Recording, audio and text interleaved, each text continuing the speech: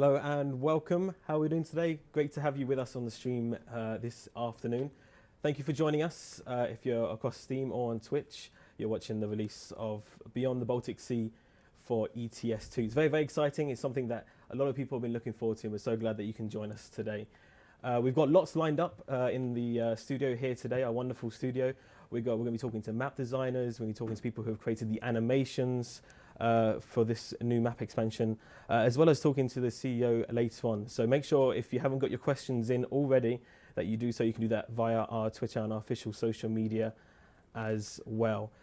This is also very, very new to us as well. As you can see, we're in a very lovely new studio setup here in the SCS offices here in Prague. And we have a fantastic crew behind us who are looking after all the stream as well as the moderation, etc. So please bear with us as we try out this new studio. There might be a few little mistakes here and there, but we hope you can bear with us. So massive hello to everyone in the crew just behind us. How you doing, everyone? Good to see you. Wonderful. So they'll be looking after all of you today, and it's so fantastic to have you with us. We hope you're very, very excited for this new release. And we're going to start off a line of actually interviews with some of our team here at the offices who work very, very hard on a lot of things, but especially on Baltic recently. Joining me right now in the studio, if you'd like to introduce yourself. Hello, I'm Prokop Smetana. I'm the map designer that work on a few last DLC and most predominantly the Baltic DLC. And I will talk about some interesting things that we encountered during the production today, here, right now. Wonderful, yeah. And could you tell us a little bit about your team? How many people are in your team, and how you work together? We have like 15 people that were working. Some were leaving, some were added later. So, yeah, that's actually the map team. On other things, assets, and there are like 150 people in SCS, and most of them worked and contributed in some way. So, yeah. Yeah, no, it's Our really Baltic team was around 15 people. Yeah, no, and it's really fantastic to see such a large team working on this map, and it's very exciting. As you see, we're going to see lots of gameplay throughout this afternoon's stream, and we'll have it here on the big screen as well for you all to enjoy. So we're going to talk a little bit about what you do and how you've contributed into the Baltic expansion.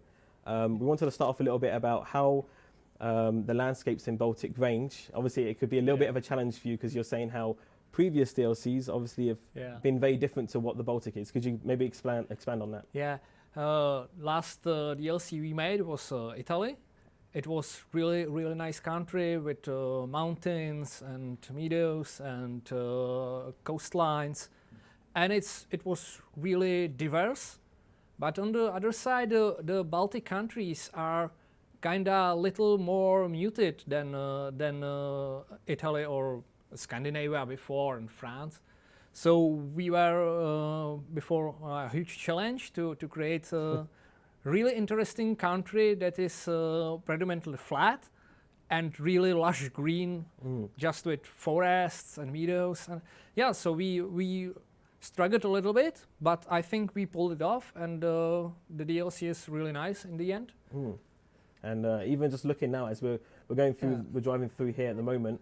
That's St. Petersburg. Yeah, it's beautiful. In Russia. And you can really tell the the individual trees and the lush green grass and how you've really looked into that. Could you maybe explore maybe a bit the process of maybe how you would research that a little bit, or maybe work on that? I think it's on a different part of our team. We have a really good asset team that is making all the really nice trees and other assets, and they are pretty much self-reliant in this matter. So. Huge thanks to Arthur. I think he's watching, or maybe not, I don't know. But he's around. Yeah, but he make fantastic work. We created... I'm sorry. I'm not really not used to speaking in English and on camera, so it's quite a bit stressful for me. Yeah, we try to catch the spirit of the country. So like you see really nice birch trees, and a lot of assets were made kinda remade for this DLC, even from the other places that we used before. And yeah, so even people that have just the base game will see some changes that came with this DLC. Fantastic. Yeah. No, and it really does show. Obviously, we've had the privilege of having a good drive around Baltic already, and I can really tell from when you're driving through the different landscapes and all sorts of the different areas that it really does feel like you're changing from either city to city or even to a different country. Yeah, we actually had like 5 countries, and we tried to make everyone specific and unique and bring something specific for the country. It was kind of hard because the culture in this part of world of Europe is similar, except maybe for Russia and Finland there is clear difference. Of course, yeah. Even the architecture and other things. But yeah, we tried. We tried to bring something special to each country. I think we managed that, but that's up to our players to decide in the end. So hope absolutely, they'll be the main reviewers. Yeah, of course. As they say, of course. You vote with your wallet. Wallet. Sorry. That's okay. And speaking of, all the different languages, all the different cities and countries that are within the game. We have 35 cities in this DLC, as well as multiple countries. Yeah. 24 where you can start. So it's I think it's most that we had so far in a single DLC. Absolutely, it's really the biggest one that we've had yet. For the Europe, definitely. Yeah. So. Oh, I wanted to say something and I forgot it. That's okay. So it was quite a lot of work to create all the stuff, all the cities, and I think even the roads are the most dense in the DLC so far. No, you can really tell it, and some of the roads, even and especially you can tell in Russia, it's wide, isn't it? This is actually the widest road that we made so far in Europe. It's the St. Petersburg radial road. It's one of the very few not motorway, highways in Russia. And it's really panoramic and it really stretches our engine to its limits pretty much. But yeah, in the end it works. It's really nice. That was one of the parts that I was working on is this one exactly. So what we are watching right now, I've been working on it for a year. Wow. So it really is a long process. all the time. Actually, we had 8 lanes highways, and on some places 5-lane highways, because there are the how do you say this? My English is not very good, as you can see and hear. Sorry. That's okay. So in some places, even the road is 10 lanes wide. So yeah, it was really challenging to put it in. And also we for our Russian friends we created a Western high-speed diameter over the St. Petersburg. So there will be you can even drive over the city and see the view on the docks and industrial parts. Maybe we get there on the stream. I don't know. Maybe. Right now we are going south to Narva and Pskov. Oh. There we go. So he's going to speed up for us. Maybe a little speed up to the area that you were talking about. Yeah. And another specifics for this DLC were the small Baltic villages that we are flying through right now. One example. We created dozens of them throughout the whole DLC, and it was really fun to create such a delicate, nice little places. It kind of feels like home because it's not that different from Czech Republic in the spirit. I don't know. My English fails me again. Sorry. Okay, so yeah, we are now nearing to Narva, I think. Fantastic, yeah. No, Luga, actually, I'm sorry. I spent so much time in the Russia and I still can't remember what we made. The monuments. That was one of the unique things that we try to bring, because Russia is full of huge, majestic monuments of previous regimes and even some other things. And we created. I don't know the exact number, but on every road you can stumble upon something interesting like that. I was going to say, actually, going back to what you were saying about the villages, I noticed as I was driving actually through a lot of the Baltic areas that there's a lot of villages that maybe you don't even find on the map. So there's just so much to explore, through the map when you're driving. You're just like, oh, there's something here and here's a landmark there, just like you're saying. And there's so much detail that have gone into them. Obviously, it must have been a bit painstaking at times to really try recreate every single detail. Would you say that was probably pretty hard for you guys, or? Yeah, we are used to doing this, and we like what we are doing, and we know that our fans are like it too. So we are happy to deliver, and we hope we delivered actually. Absolutely, and obviously not very long to wait now until the release, and I think everyone's looking forward to it at the most. I was just going to ask very quickly as well about how you're researching about the different traffic rules and languages, and how you were talking about that. We had our fantastic research team working on that. It was 5 countries, so 5 different traffic rules, sets of traffic signs, and even like 5 languages and 2 different alphabets. So it was really challenging to get everything right. I don't know if we actually did it all the time right or exactly right. We tried very hard and work on the fixing all the small details till the last minute, pretty much. So hope it's fine. And sorry, speaking too much.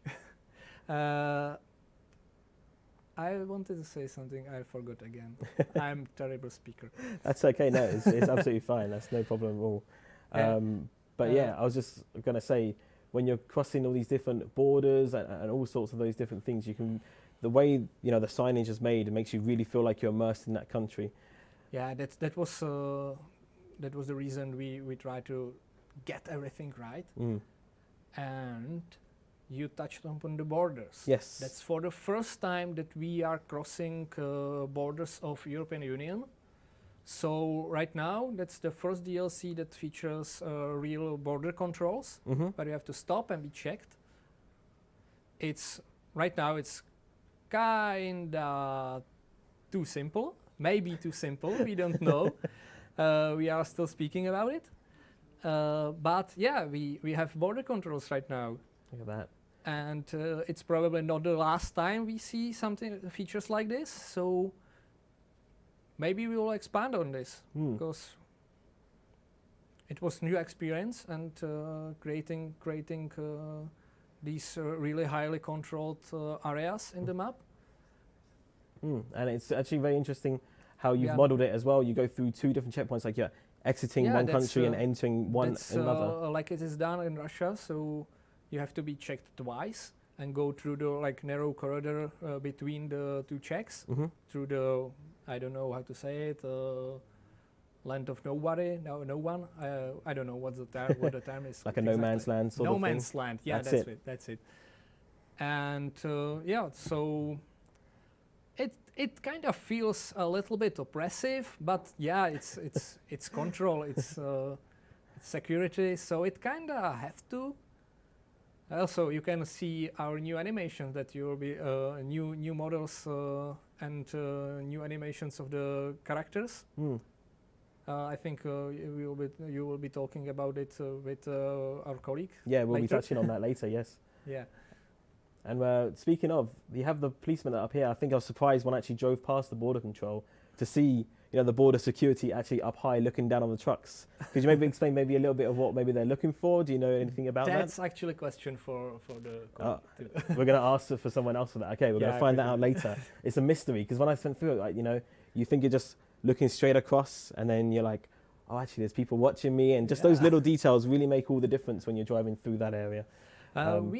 Some part of our team actually want to expand on the borders and do the experience going through a little bit deeper.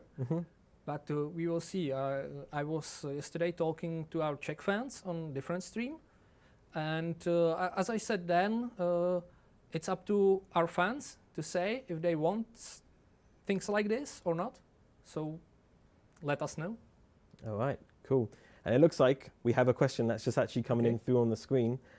First off, we do want to give a massive shout out to all of our viewers, both on the Twitch and the Steam. Thank you all for joining us. If you're just joining us now, welcome, welcome. I hope you're all very, very excited for the release of the Baltic Sea. As you can see, we are looking through the map and we're looking right into detail and really getting down to the details of how they've been made through our fantastic developers here at the office.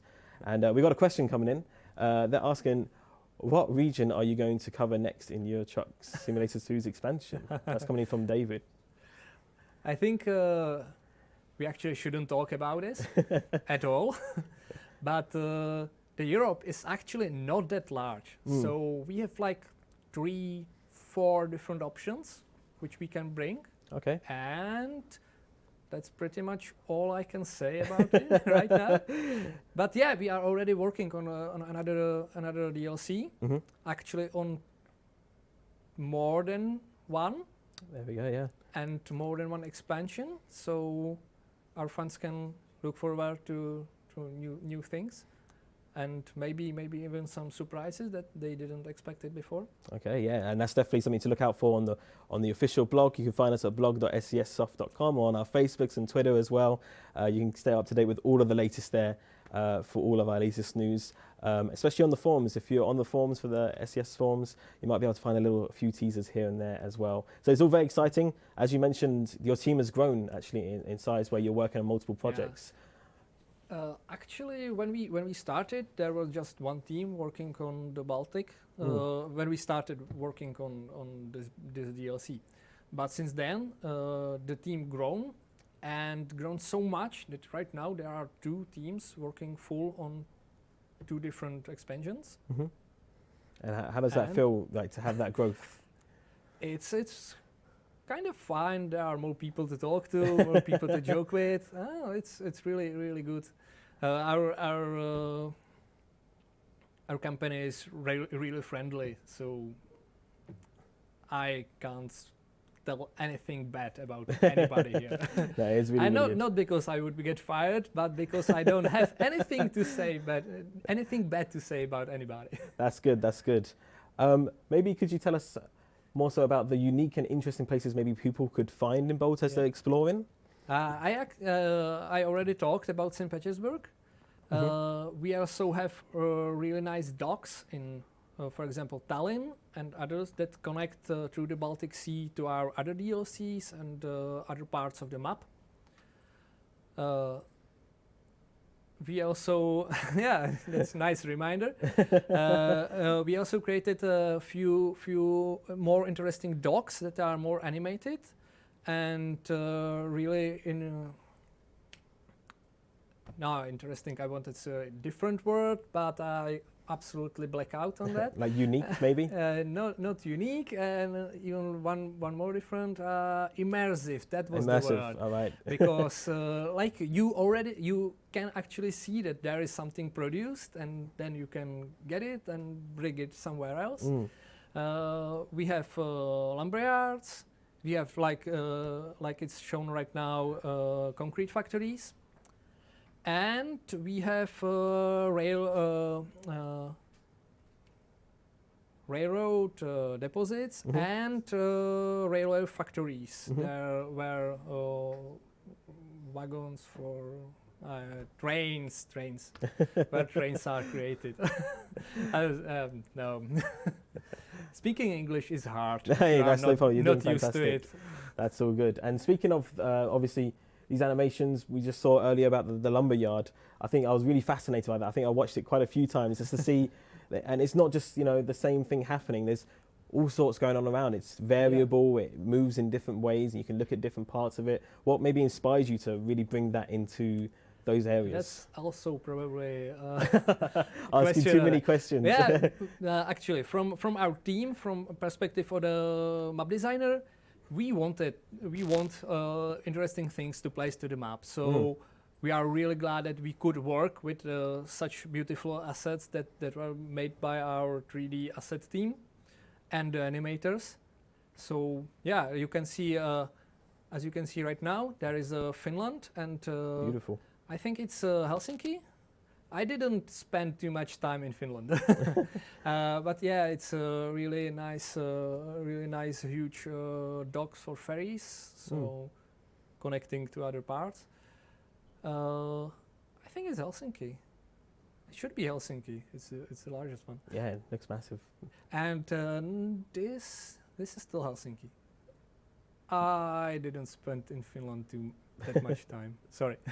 That's okay. But yeah, and the border controls in Narva, one of the greatest places that we have in the map, together with Sovietsk border crossing. Narva, or there is the name for the Russian part, and I forgot it again. Sorry, I am too much focused on speaking. That's okay, no problem. And I'm blacking out on other things. Narva was really nice experience to create. There are like 2 forts across the river. Yeah. And the border crossing is going like through the city and between the forts. So really scenic road. And would you say that was like your most fun project that you got to work on within the area? I think it was actually.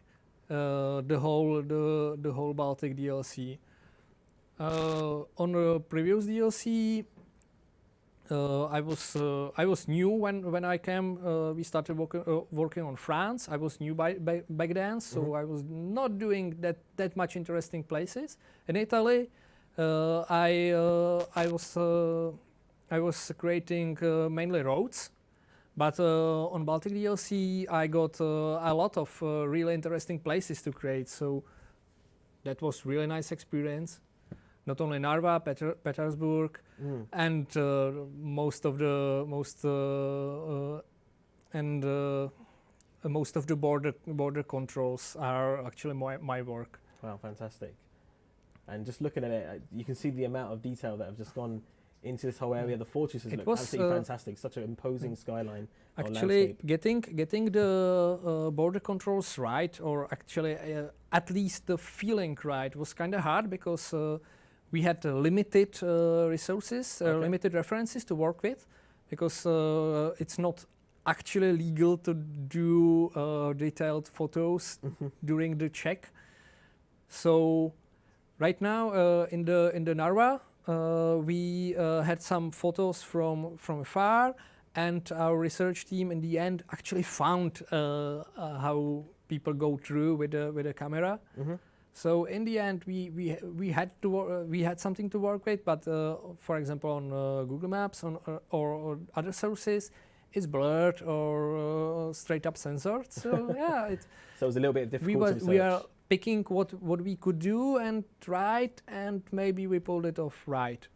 We hope so. I hope so, yeah. And I think it's a feature that, you know, the drivers are really going to love. It makes just the gameplay very unique and very different. I hope it's something we can see maybe more possibly in the future as well. I think it was a fantastic addition to have. It will surely come one day. Yeah, absolutely. And I just really, just like you said earlier, really pulls in the immersion of the game. You know, you're going in with other truckers and they're also lining up and waiting and having their documents checked per se as well.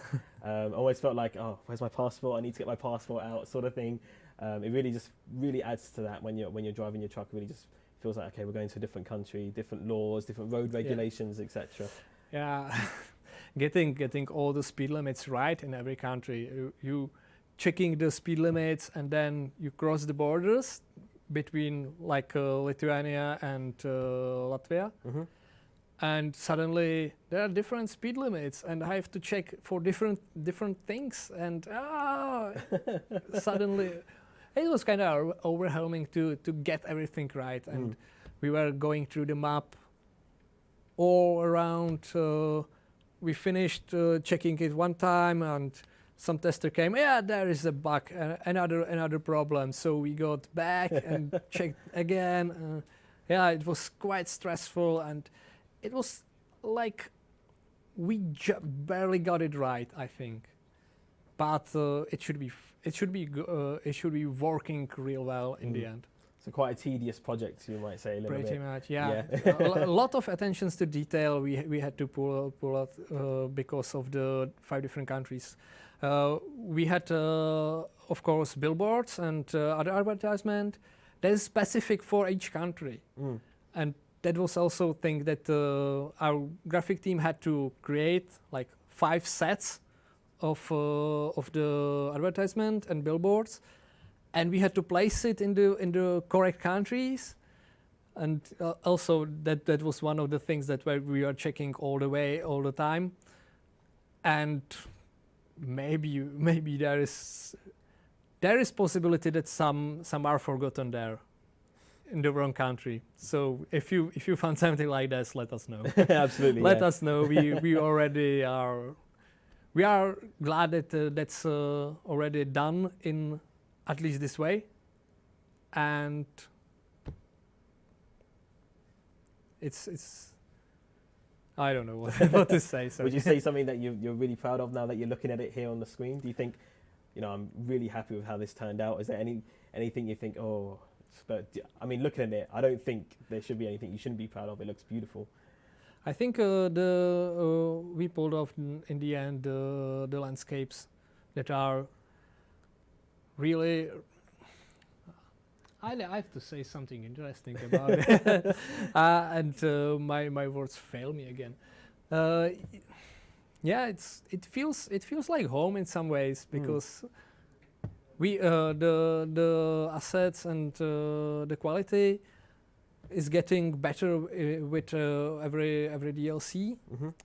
So yeah, it's really nice to see it look better and better. And do you think it's going to be a challenge to top this onto whatever comes in the future?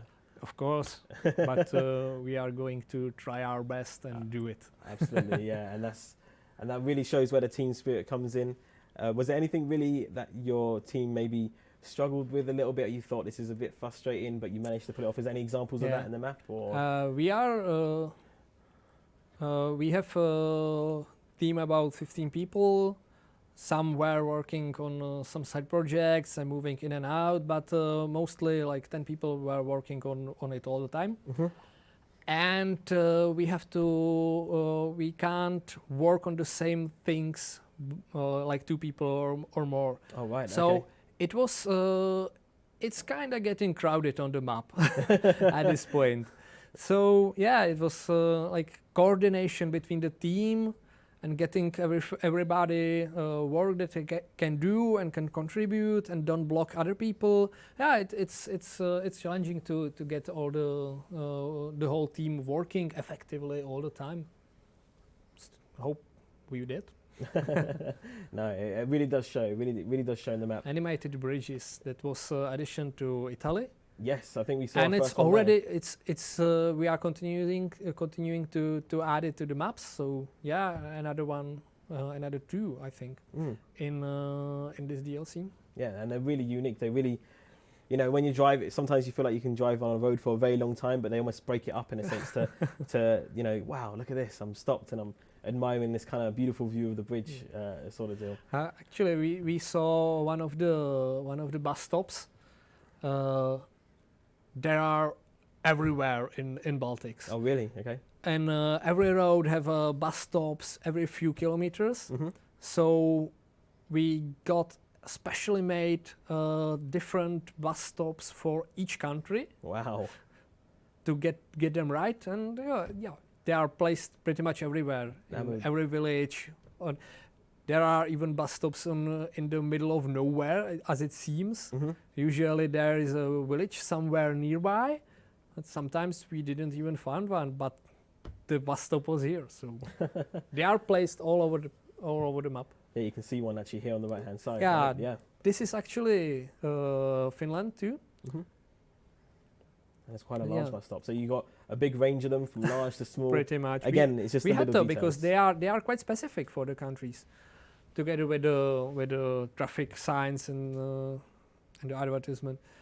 Also, we had sets of buildings and houses for each country. Mm-hmm. But in the end, we kind of use them as we found as we see fit. Because the feel of the countries are similar. So in the end, trying to push it and use something only in one of the countries, if it wasn't something especially specific, there was no need. So yet most of the assets you will see all over the Baltics, but yeah. Beautiful. We actually have another question coming in from our audience on Twitch and on Steam as well. Make sure if you want to submit a question to any of our developers or team today that we'll be interviewing throughout the day, you can put them in our Steam chat or in the Twitch chat, as well as on our social media, Twitter, Facebook as well, to be seen. And this one's coming in from Wise Trucker. He asks, will you continue to make Russia, so example, Moscow, Novgorod, Kazan, etc.? I think it's just a matter of time before we get to the rest of the Russia. Since we were working on part of Russia, we already done some research on the rest of it, and I think some of our teammates are really looking forward to work on it.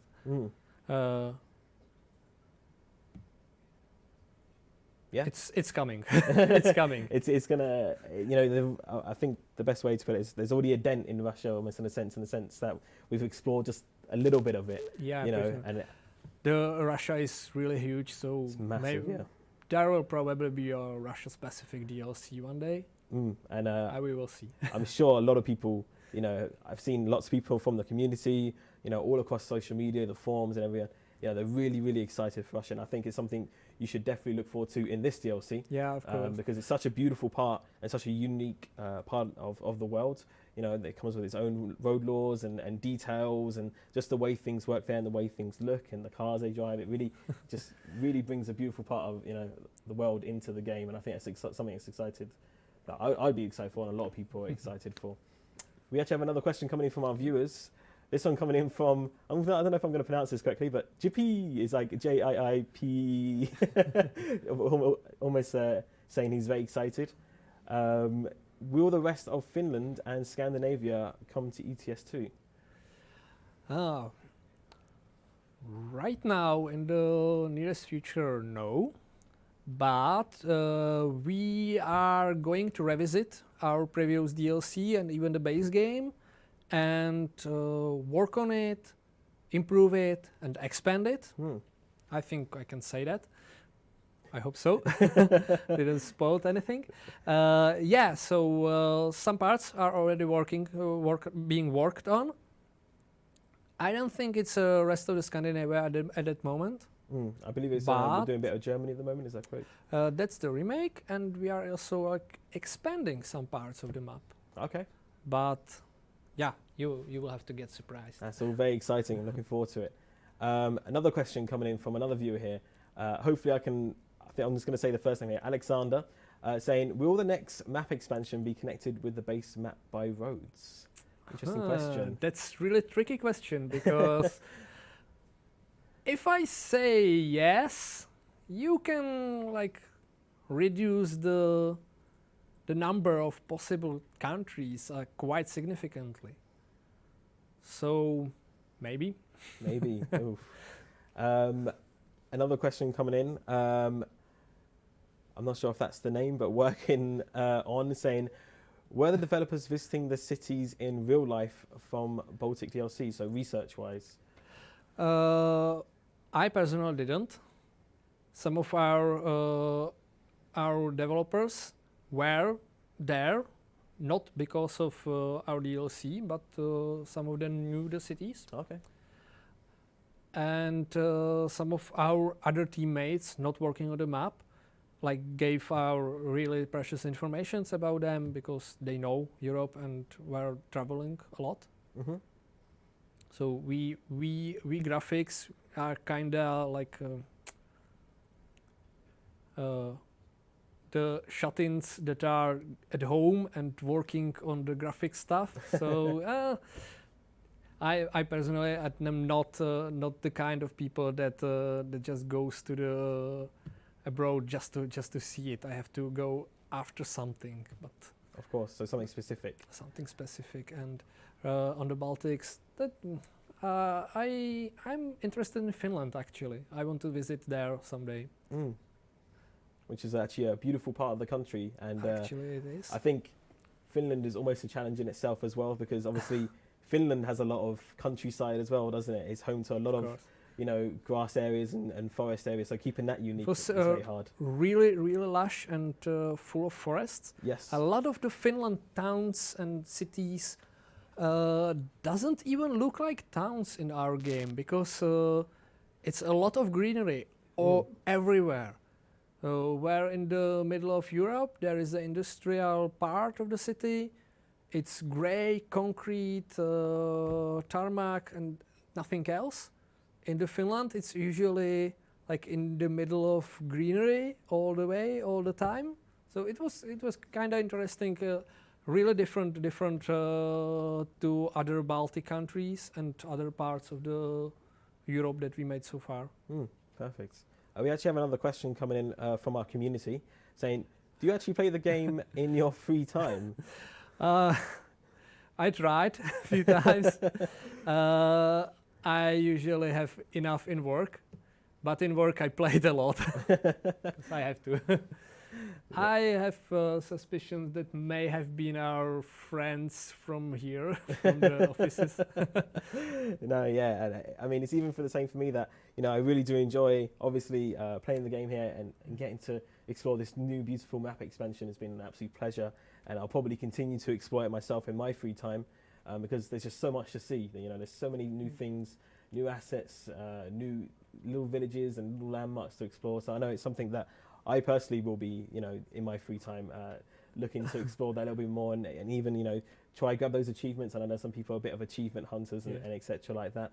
I have to admit, more than a player, I really enjoy creating the map and exploring what my friends made in other parts.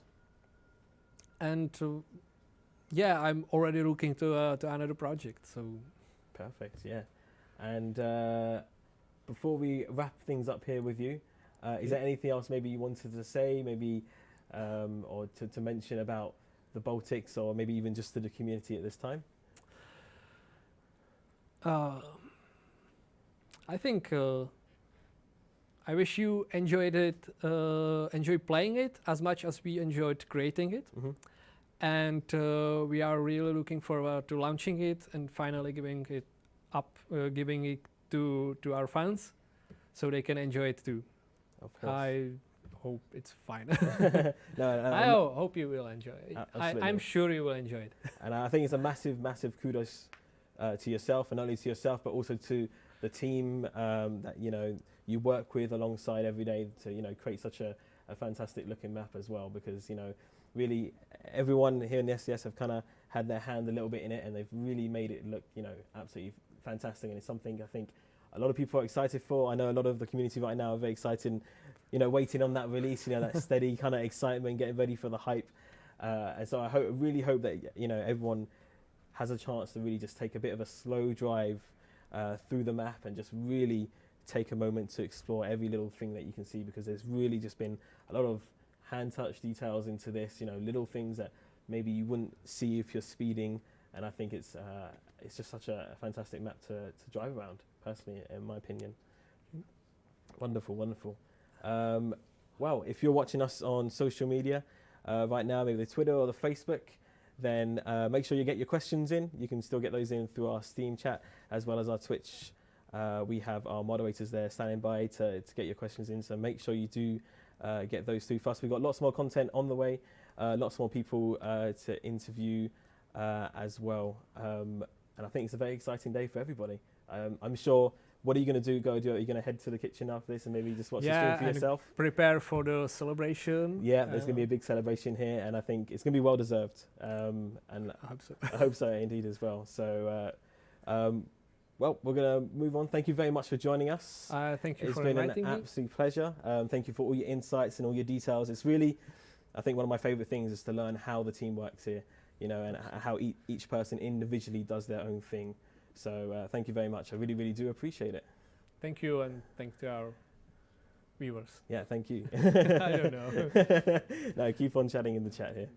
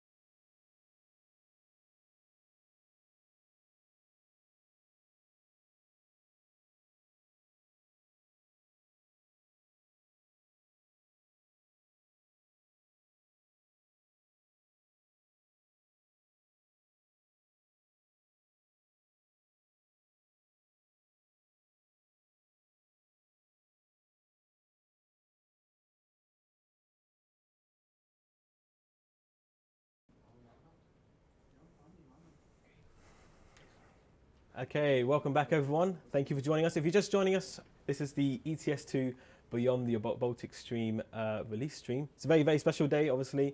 Really looking forward to this new and beautiful DLC coming out today. We've already heard some fantastic talks from some of the team that have worked on it. And we're now going to move on to our next segment with JD. Do you want to introduce yourself? Hello, I'm George, and I'm working as a senior assets. So basically, what is my responsibility is to make sure that every road is correct one. I'm doing roads and everything that is that, so signs, lamps, railings, you name it. Even those little white things on the vehicle lines is my responsibility too. So I'm leading the team, doing this all kind of stuff. All right, fantastic. So you're really looking after all the little details that are within the map. You'd say all those little things that maybe you wouldn't normally notice, or you just expect to be part of the map. You and your team are all looking after that area. Yeah, exactly. Because as we know, that 90% of people take those roads as granted, as a thing that you just drive in and looking away. But they're actually 90% of what you see, like the whole game. So we have to do something new each and every time with each DLC. So it's a full-time job. Oh, right, wonderful. So can you tell us what is different in this DLC compared to maybe like past DLCs that you've worked on, or things that you've worked on specifically in here? Yeah, what's new? If I take like an Italy DLC, then this is a completely like a new page because we have to mix like 3, 4, or 5 kinds of architectures times 5 because we have 5 states. Right. And those states are just different as every state, you know. And as I know, in the past there were so many styles that they used in their architecting. So the architecture is so like diverse in that.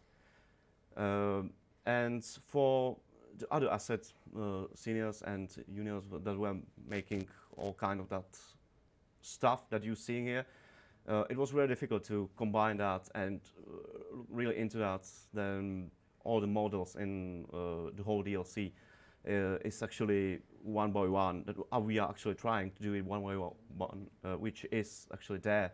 So it's pretty hard to get it right at the first time. Yeah. And I imagine that's something that's almost like a trial and error within, you know, you kind of look at it and you create it, you're like, nah, that doesn't look too right. Or would you say, is that the sort of process that you follow within your team? Well, my team is specializing on roads, so I'm gonna take it my approach on that. Sure, yeah. Go ahead.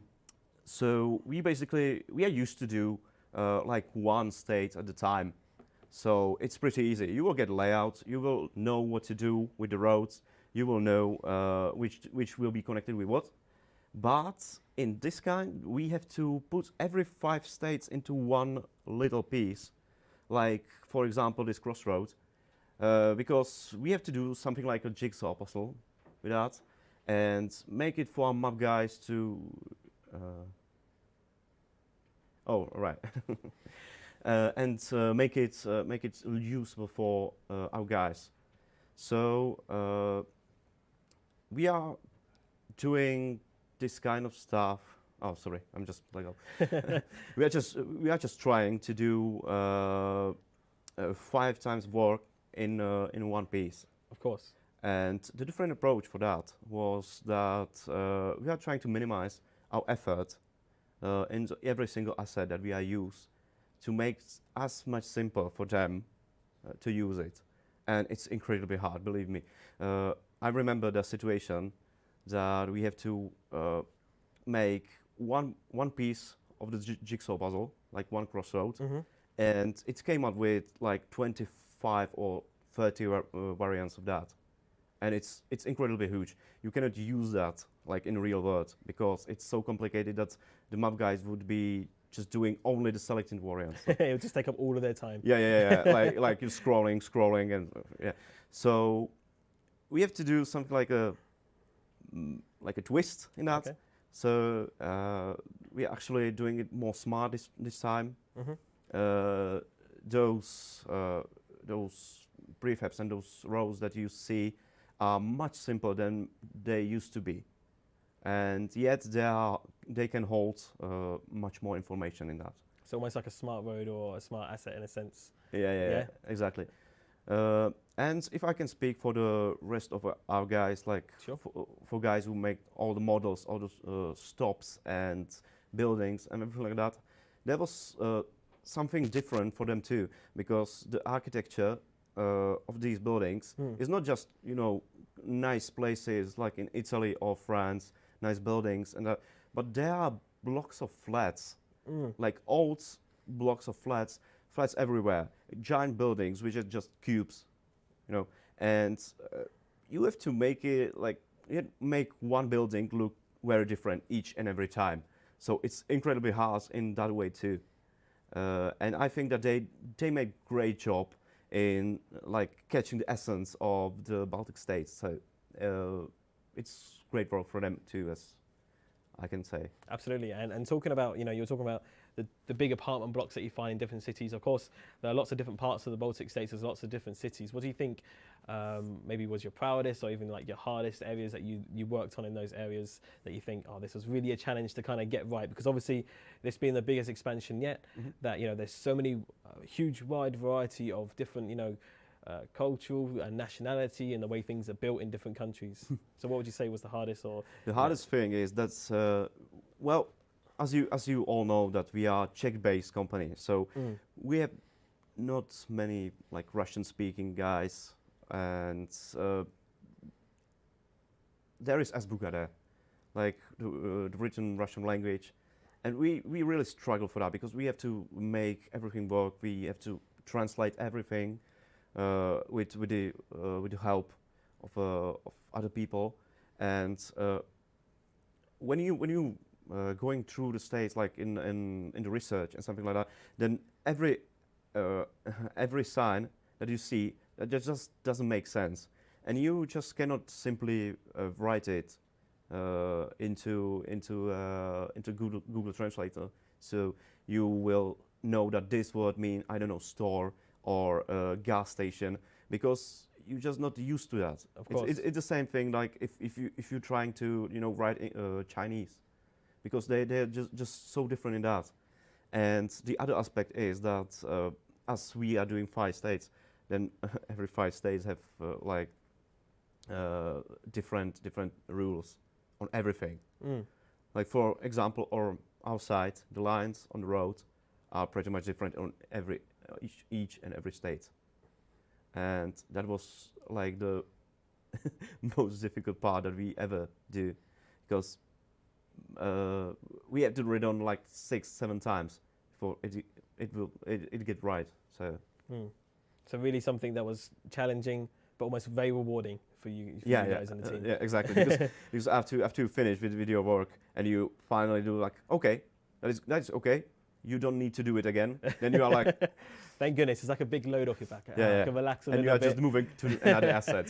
Yeah, and then I imagine that's why a lot of the team today are celebrating and you know, taking the time a little bit just to relax, just for that moment, just to really appreciate and just kind of look back on it all. Like, we've done it. You know, we've really like brought something that we can enjoy and love, and we really hope that the community enjoys it. And speaking of the community, we actually have a question coming in from one of our viewers. They are asking, what is your favorite model / prefab in this DLC and why?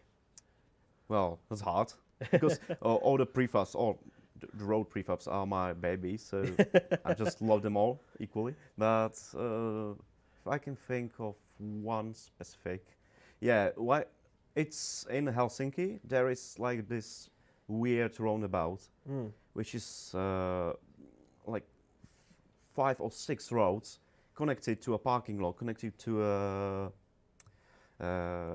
dock, I think, or a port, and there is a tram coming on. So this one particular was really easy because there's like so many traffic rules in all. It was hard. It was pain in the button. So yeah, in the best way to put it. So is this it here that we're looking at now on the screen? Yeah, it's it. Yeah, because if you can see, there is like a lot of options that can go wrong, and I can say that we managed to do it just fine. it looks like it would be such a complex task, almost like I'm not sure if you know, but in the UK we have something called the Magic Roundabout, and I don't know if they would ever want to try and tackle on that sort of thing with the AI and all the things that come with it. But it's lots of complicated traffic rules that I imagine would be an absolute massive challenge. So you're talking about all the different roads and stuff you look after, as well as assets. Mm-hmm. What are the different kind of assets that you worked on within the game that are adding into this new DLC? Well, I have to say that the most rare is let me put it that way. We have like a whole new network going on in this DLC. We have new roads, so we have new prefabs, we have new AIs, we have new thing like that. And what we are particularly like proud of is the trams that you are seeing right now. There are tram tracks, and there were something like that before. It was a train/tram, but it was like outside the road, and player cannot interact with that. But now you are on the same road with the tram. You can interact with the tram, and you can even hit it. But yeah, it won't do any harm to it, but to you, well. And it was also a difficult part because there is new whole like network of traffic lights, traffic rules for that, and every new prefab had to be like the universal for that. So yeah, but we have a lot of work with that. Wow, dang. And looking at the trams, obviously there's lots of unique, different looking trams. And how many trams would you exactly say you like looked at or modelled into the game? Was there quite a variety that you had to bring in? Well, that is for vehicle department, but I'm sure that we have at least 3 models because we have each state has own model. So if you go to Tallinn or Helsinki, you will see different tram than in other. But I think that they did like great job because we are from Czech Republic and Yes. we can see the T3, which is It's everywhere. yeah, it's everywhere, and it's even here. So every Czech player will play that. Oh, I know this tram is here too. So we are pretty much covered for Fantastic. this, yeah. Yeah, no, and it looks fantastic in game. I imagine it could be a bit of almost a blind mo at times sometimes to try figure out how you're going to take on the challenge of, okay, we have a car crossing over this area, or we have an AI and this running along, how can we make it so it's not going to collide? I imagine that must have been really a big challenge for you. Yeah, for us, it was like collaboration with like quite a few departments. Most of the time, we are like independent groups which are doing their jobs to hand it over to another department. But now with the trams, we have to do, if you imagine, we have to do models, we have to do prefabs, we have to do roads. Then there is an AI guy who will just put it together. Then there is physics, which of course trams needs new physics. It's beyond. And then there is sound. Of course, there's even the sound, which is, well, you cannot hear like now, but I'm pretty sure that everyone who will buy today will just go to switch the engine and just listen to the beautiful sound of the 3.3. So. No, absolutely, and we're very used to the sound here in Prague ourselves as well of all the different trams coming through, and I think it's just a wonderful, unique, just another part of this map that really just makes the driving experience in Baltic just very different, from any other expansion that we've done. It really just adds to the immersion of it all. And we actually have another question coming in from our community. And if you're just joining us, by the way, if you don't know how to submit a question, you can submit it through our Twitch chat, twitch.tv/SCS Software. You can also head over to our Steam developer page. You can submit your questions in the chat there, as well as our social media, Facebook, Twitter, as well. And this one is asking, what kind of modeling software do you use? Is it Maya or is it Blender? Can you tell us a little bit more about it? I think that we can. We use Maya. Okay. Like in the most of the parts. Okay. Then we have, of course, some animation tools and custom program tools, which I don't want to like more collaborate. But I think that mods and guys like that are pretty much like confident to use that too. So yeah, Autodesk Maya is the main go with us. All right, perfect. And do you have any sort of like advice maybe for maybe those in the community who want to maybe learn a little bit more about how these things work or how they can even create things for themselves? Maybe with someone who's aspiring to do maybe something that you do here at SCS? Well, I think that's it's another 3D software. So if you are really into the 3D modeling in itself, then you should just start with the freeware and try to do something. If you are not happy with that, try to do it again and do it again and again and again. After you get like better, or you are just satisfied with your work, because it's well, no one can like tell you what to do like instantly. In 5 minutes you will be a great 3D artist. No, as every job, it needs practice, and for me it was painful practice, because I came through like 3 or 4 3D softwares and even 2D, which is come to that because you have to do some textures and that. And I have to say that it worth it. You know, it really pays off. If you are dedicated to it, you have to just find the time to do it, and then you are well, pretty much off to go. Perfect, yeah, and I think that's some great advice, you know, and I think it's very much work same in the office. You know, we try a lot of different things, we experiment, and you know, you can see that the fruit of our efforts, you know, from the different DLCs and the hard work that goes into any map expansion that, you know, they work on. We actually have another question coming in from our community. This one's coming from Kawuk2, saying, could you finally replace the old prefabs of the companies from the first ETS? Well, it's something that I not really like to talk about, because it's sensitive topic. That well, with all prefabs, there is a problem that they work, and we have to, every time we change something that we have with this board, which is bigger and bigger and bigger, we actually have like there is a imminent danger that we will break something, because with new things, which they are like now hundreds and maybe somewhere thousands in the map, then you don't have exactly like the great position to be sure that you didn't break something with a new thing.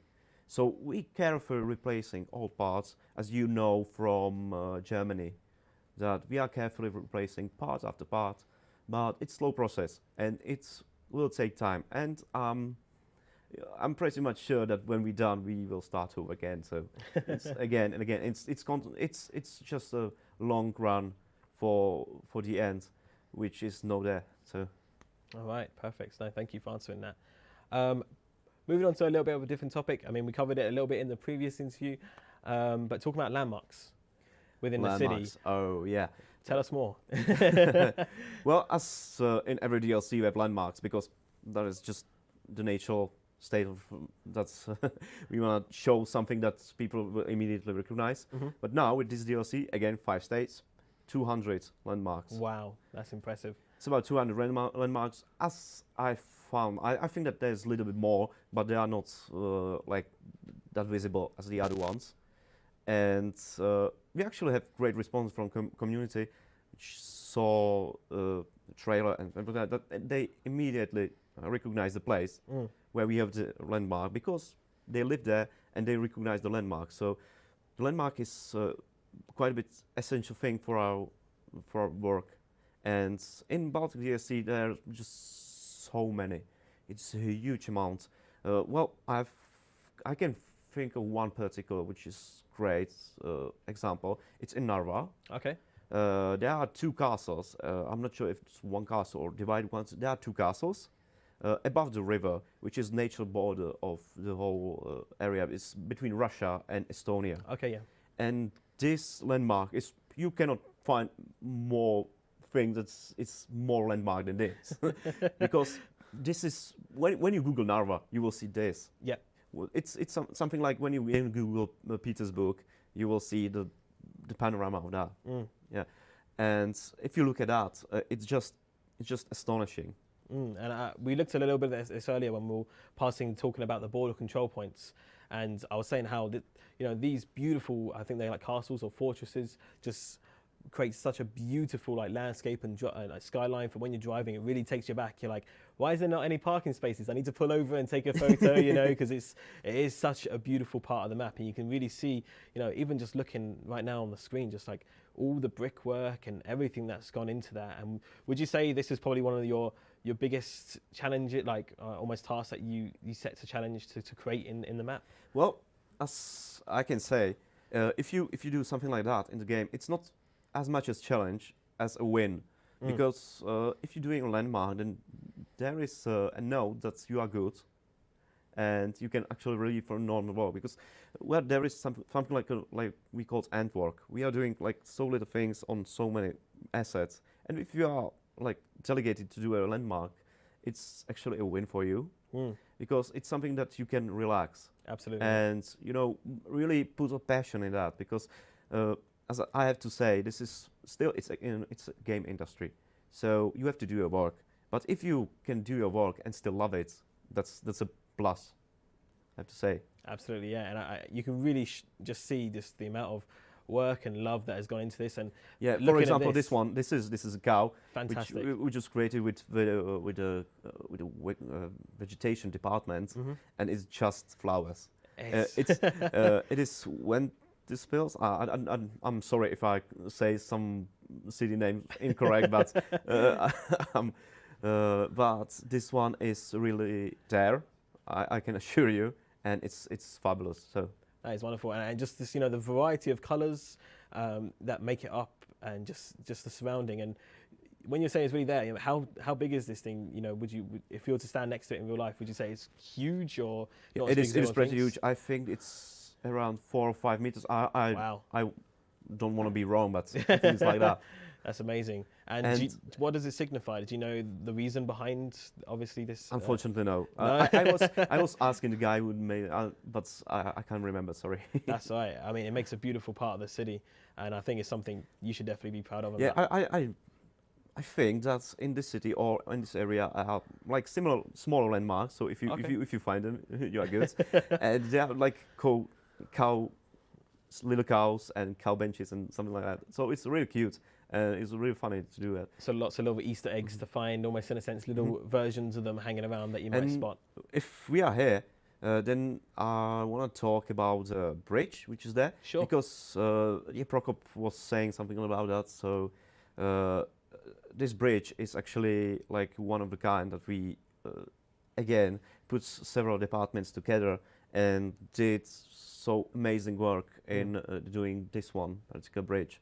If you look at it, it's like so complex for us, because there's prefab which is moving, getting like unknown AI, which is these beautiful boats, and it still works. There are traffic lights, there are new rules, and it suddenly came. It looks pretty much romantic, if you know what I mean. It's just everything that we do put in together. Yeah. And I mean that this particular space is one of my most favorites in the whole DLC. Yeah, as you're saying, it's a pleasure to look at. It's almost like eye candy, would you say?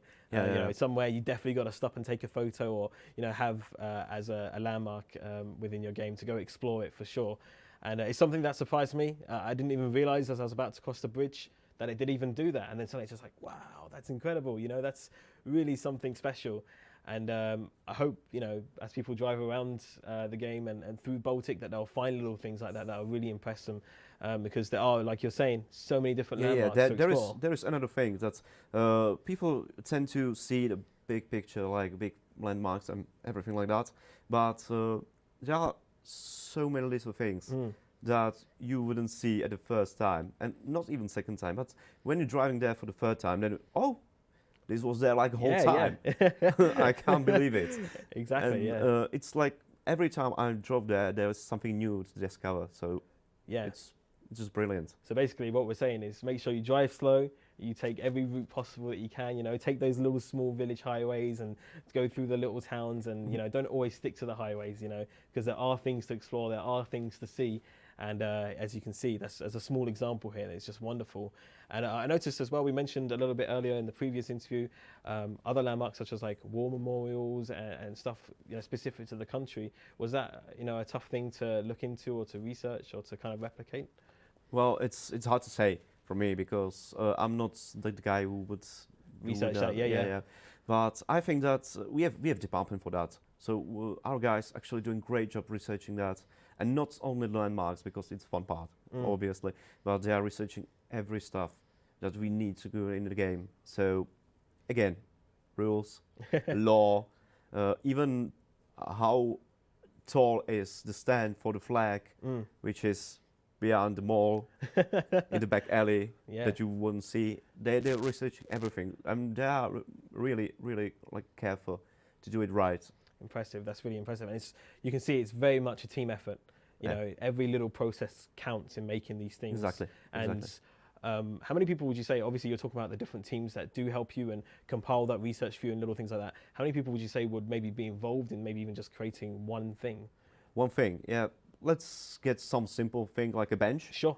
So if I take bench, then we guy who had to go to the place and get the bench, like screenshot or even documentation. yeah, you're laughing now, but we have documentation for the benches. Wow. And the one guy just do his job and move to the asset guy. Yeah, the asset guy had to do it, create it, and then move it to the map guy, who will just place it in the map. But this is the simple approach. Now, usually the map guy will come to a research guy and ask him, I need this bench, but I need bench. I need bench on this spot right now. So he will just research it, give it to us, and we will do it. So yeah, as you can see, this is another cow position. No. This is just a playground. Playground, yeah. And it's basically a landmark too because it's really there. So wow, there you go. Even the smallest things are included. Yeah. There's another thing that surprised me, the amount of detail, because it doesn't look like at first sight, but every bin is carefully placed. Absolutely. I have to say, yeah. Wonderful, and that's just fantastic to see that you wouldn't even maybe realize it unless someone told you that everything has really just been put together with a lot of research and also a lot of love and work from the team. That's fantastic. Got some more questions coming in from our chats on the community from the stream. Emilo is saying, have you thought of making some great mods around official? Unofficial mods. So yeah, so from unofficial mods, maybe thinking, that would be a great thing to include in the game. Well, I have to say that modders are great guys, which often offer a new approach to certain ideas. So definitely, if we see interesting mods, that we are always like, oh, we need that in the game. So get inspired by it. We are inspired. That's it. Well, I think that it's a long process because when guys like our partners in mods, they are doing great job, and we don't want to take it away from them by doing it by ourselves. Like immediately, if we see the great idea, just steal it from them and take it ours. No, this game is so great because it is a great community. So if guys from those little groups that making mods can do that terrific job with that, then why not? Wow. No? Yeah. So even not just the team here at SCS, but even you can almost say like the community have had a little bit of a part in making what the game is today. Exactly. Fantastic. Yeah. More questions coming in. This one coming in from probably a name I'm not going to be able to pronounce. I'm probably going to just spell it out. SGPCH. Thank you for sending your question. Saying, I'm not sure if it's more of a suggestion or a question, but it's saying maybe can you just add gates to the old companies, so like the new gates that you have. Yeah, gates to old companies. Well, if it is really enough for you to do it like that, then we can look at it. I don't know. Maybe just a suggestion. Yeah, and I guess people obviously realize that little things like that do make a difference in their gameplay. It makes it feel that little bit fresher and just like, wow, this looks really, really nice. Yeah, but believe me that we are constantly working on the old content, and you'll be surprised how many work is done each and every day on the old content. we have like voices from around the community that we are not fixing bugs or something like that. But this is not true. We are fixing hundreds and hundreds of bugs and old stuff each and every day. Wow. And it's a never-ending story. And we will do that. We will do that all over again. And every time that you ask me, we are fixing bugs. Always constantly working. Yeah. Constantly. It's a job that we will never stop doing because we are carrying on our product. We are carrying on the game, and we will do it over and over again. Even if it's perfect and there is just little flaw, we cannot stand a little flaw. Yeah, and really a labour of love, might you say? Yeah, exactly. Absolutely. Another question coming in, I think this is actually a really cool question to ask. If there could be a building or monument, statue, bridge, or whatever you'd like to recreate, what would it be? Well, from the, I would say it would be, I don't know if you know it, but it's from my hometown. It's called Ještěd, and it's something like what's it called? The Eiffel Tower in Paris, but it's in my hometown. It's this similar style, and it's just so ugly. So it's incredibly nice. So it's the monument of our town, and I would love to do it one day, maybe in the future. In the future, yeah. And do you,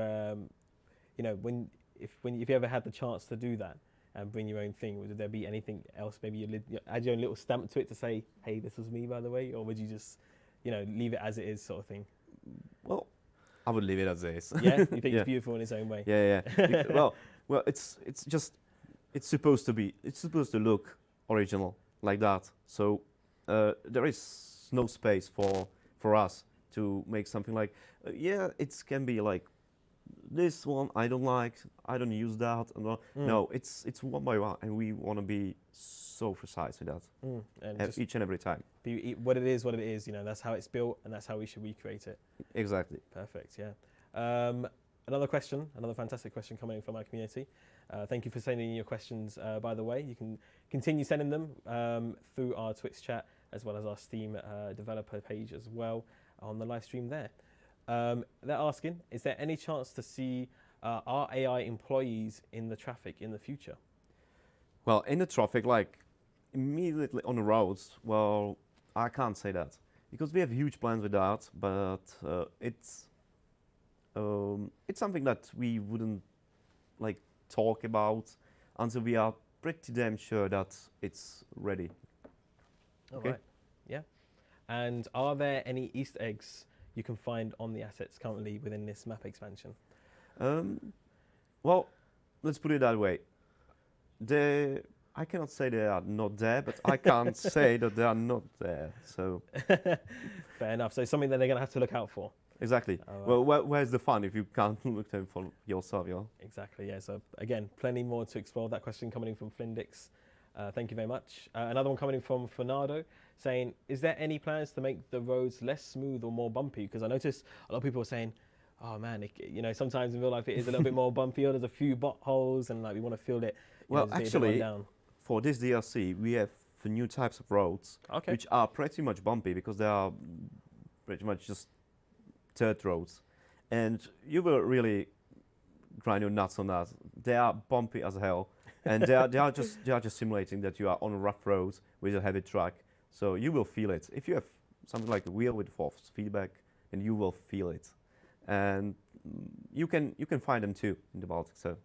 Wow, fantastic. So it's not just limited to dirt roads then. You will find on your normal roads, through the older villages, that it will be. Yeah, there is a hint. Different. If you see a dirt road, which is not like there is no barrier on that, just go ahead and see what you find. Yeah. And turn the force feedback all the way up. Exactly. We've got another question coming in from Oriel saying, are you able to tell us what will be the next Tuning Pack DLC? I'm not sure if I can tell that, so I wouldn't. Sorry. That's fair enough. That's something you're going to have to keep an eye out on our social media or our blog post for, definitely in the future. If you're not already looking there, definitely keep an eye on there for those updates. We'll move on to another question then. Would it be possible to... Sorry, I'm not going to be able to word this correctly. Would it be possible to add like traffic jams in cities, roads, highways at the busiest points?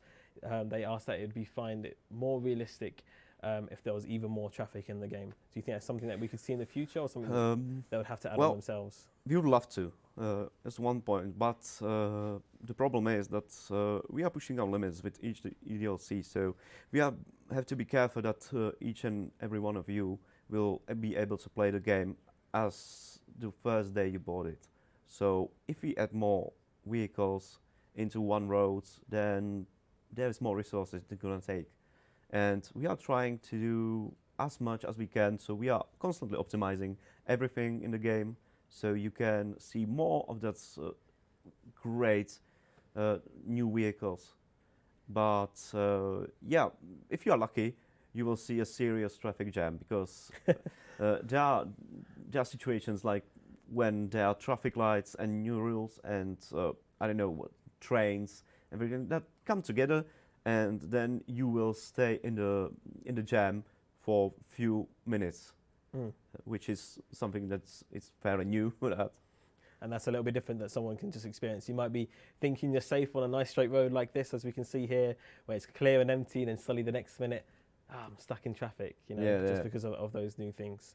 That's fantastic. And speaking of trains, I'm not sure, we mentioned it a little bit earlier, like how the trains are different as well, and how, you know, long and fantastic they look as well. And I think it's something that I was really taken back by, was like, you do really get some long trains in there as well. You get some really long ones. Yeah, you will see them even when you are going through St. Petersburg, I think. Then they are just incredibly long, heavy trains, like all around the city. And they are gorgeous, because vehicle department was so great. They did so great job again and again and again. Each DLC, they are just pushing their limits. And you may say that it cannot be like nicer, but it is with each DLC. So we are really proud that we can present we can present that in every single day. I don't know if we can actually zoom on that, but if you find the train, but if you're lucky and see the train, then you can just stop your engine and wait the few minutes until, maybe that's enough, but wait the time and see the whole train going on and on and on. Honestly, yeah, it's such a long time. It was almost unexpected, because we're almost used to those little short cargo trains that we had, you know, more in the base game. And this time I was sitting there going, oh, Jesus, it's taking its time, it's going past. So it's something really fantastic and unique to see. But imagine if you see that in the real world, like, oh my God, this train is so huge. Why? But in this game, oh look, a huge train. Yeah, no. And after half a minute, a huge train, and after another half minute, wow. Literally. So don't speed up to try beat the train. Slow down, you know, stop at the crossing and enjoy it. It's really, really a fantastic thing to see. We're going to try squeeze in a few more questions here, a couple more questions. We've got one coming from _ULAS7 saying, what was the hardest prefab to design? Hardest prefab? Yeah, that was one was talking about, the one with the tram and near the Helsinki. But I can think about one more, because there is some specialty. I think it's in Russia or Latvia. I'm not exactly sure where, but there is a highway with a U-turn. Oh wow! Where you're actually doing U-turn between two like lanes, and in the middle of the highway. Wow. Which is unthinkable for us. Yeah. Like who would thought that they are just turning in the middle of the highway, and we have to do like the traffic has to be so specific for that's current place.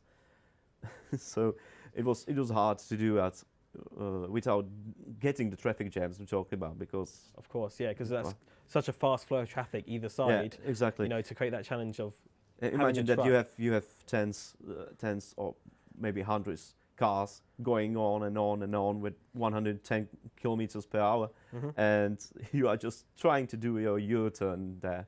It never worked, but we make it work. So. All right, wow, that's really something, a challenge for sure. I mean, I can't imagine wrapping my head around those rules, let alone, you know, working on it. And we'll go for our last question here, coming from It's My Ghost. It's not actually my ghost, but that's his name.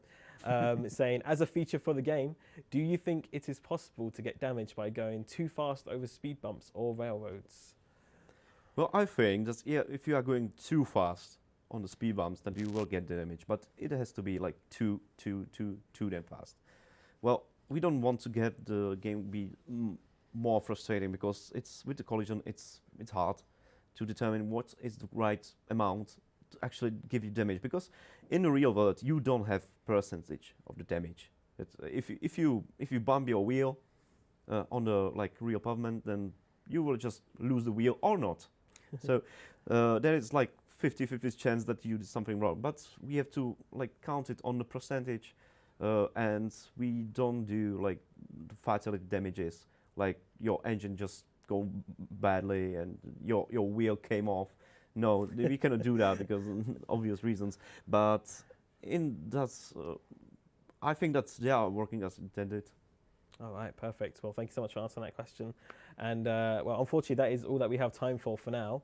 But so many fantastic, information and things that we've learned about. Really, thank you, for yourself and also for your team and the people that you work with for putting all this fantastic work into such a fantastic map expansion.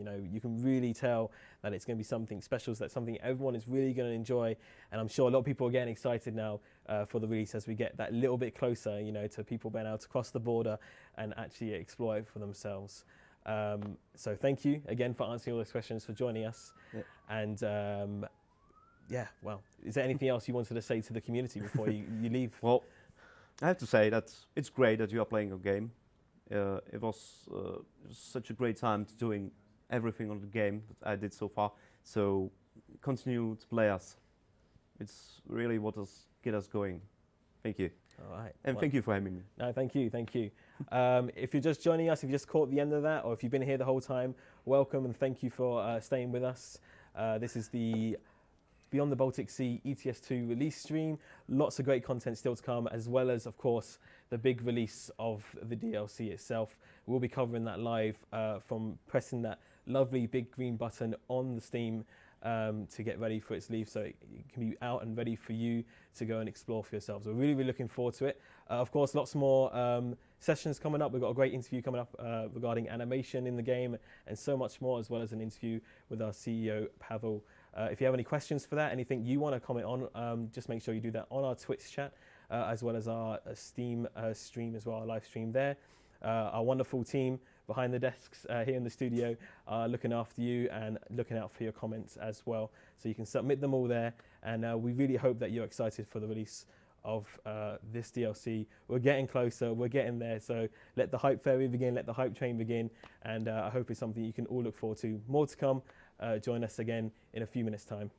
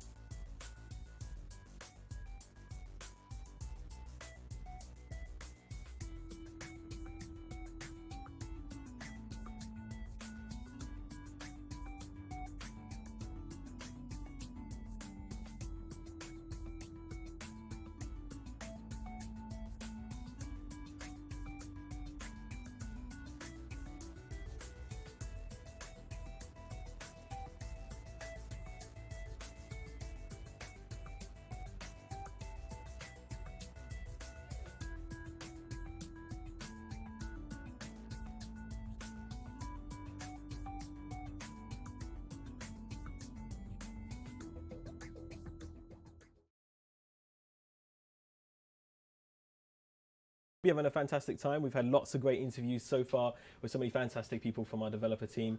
And we've still got a couple more to come, including between those, we're going to have the release of Beyond the Baltic Sea. I hope you're all ready for that. We'll be bringing you from a different part of the office for that stream, but more on that a little bit later.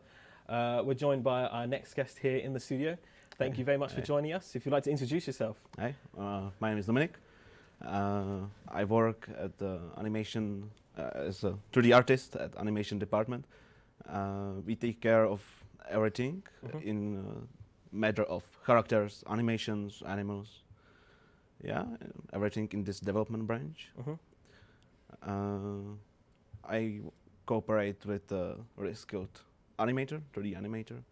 So we are quite a small team. We are two-person team. Two-person team. Yeah. So really, is all down to you very much. So it's not like a massive group effort. No, we are not exactly. Yeah. Perfect.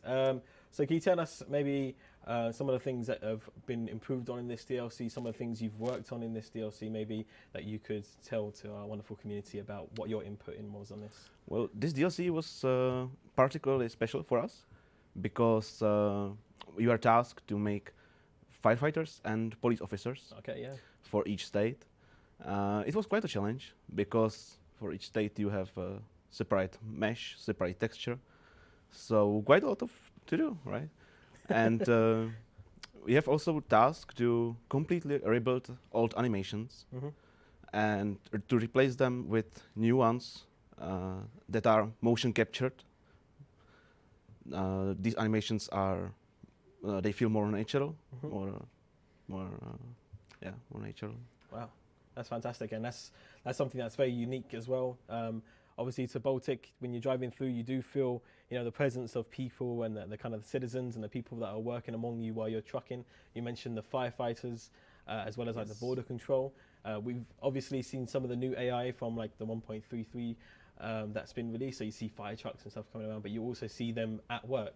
So what is kind of the process that maybe you were looking at to create these animations and these people come to life? Well, it's quite a long process. We cooperate with map designers and with 3D asset designers. We basically, well, not only them. We cooperate with the whole company. We ask everyone, what do you want to see in the upcoming DLC, upcoming update? Do you have any ideas for animations or special roles? For example, we have a new security guy on all prefabs, even the old one for the base map. So when we collect enough requests for animations, we go to the mocap room, motion capture room, where we record all the animations that are requested by map designers and such. After that, the recorded animations are processed by workstations that are located in the motion capture room. Then they are sent to our workstations where we check the results if they are correct and if we don't need to take another shot to retake them. Then the animations are passed to animator and he cleans them, he patches up animations if they need some cleaning, some slight editing for our game. If the animation is somehow correctly, they are fitted to our skeletons, and then they are basically implemented to our game.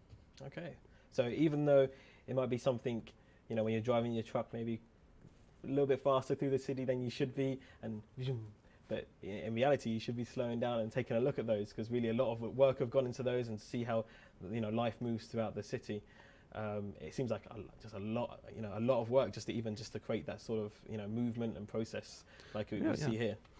Yeah, for example, this is a perfect example of a Sweden cop, Sweden police officer. You will be seeing him in random events. We also cooperate with the department on random events. We have even a screenshot of firefighters if we can find it. It's this is actually from the random events. There you go. They'll be standing looking tough, Folded arms, pretending they are doing something important. checking out their own car. Yeah. Look at that, yeah, and it really just adds another feel to the game and the immersion. You know, obviously you got the high visibility jackets and the language on there. Oh yeah, that's the most important thing. The high visibility jacket. Basically, every police officer in every Baltic country needs it. It's a very distinctive thing for them. Yeah, here we can see basically every variation in Baltic countries. Yeah, that. So really a wide range. You know, it's not just one policeman or one fireman. You know, there's a range of them that really, Yes. you know, are all over the city, and you'll see them, I imagine, on the roads or dealing with an accident or, you know, a little random event, as you were saying.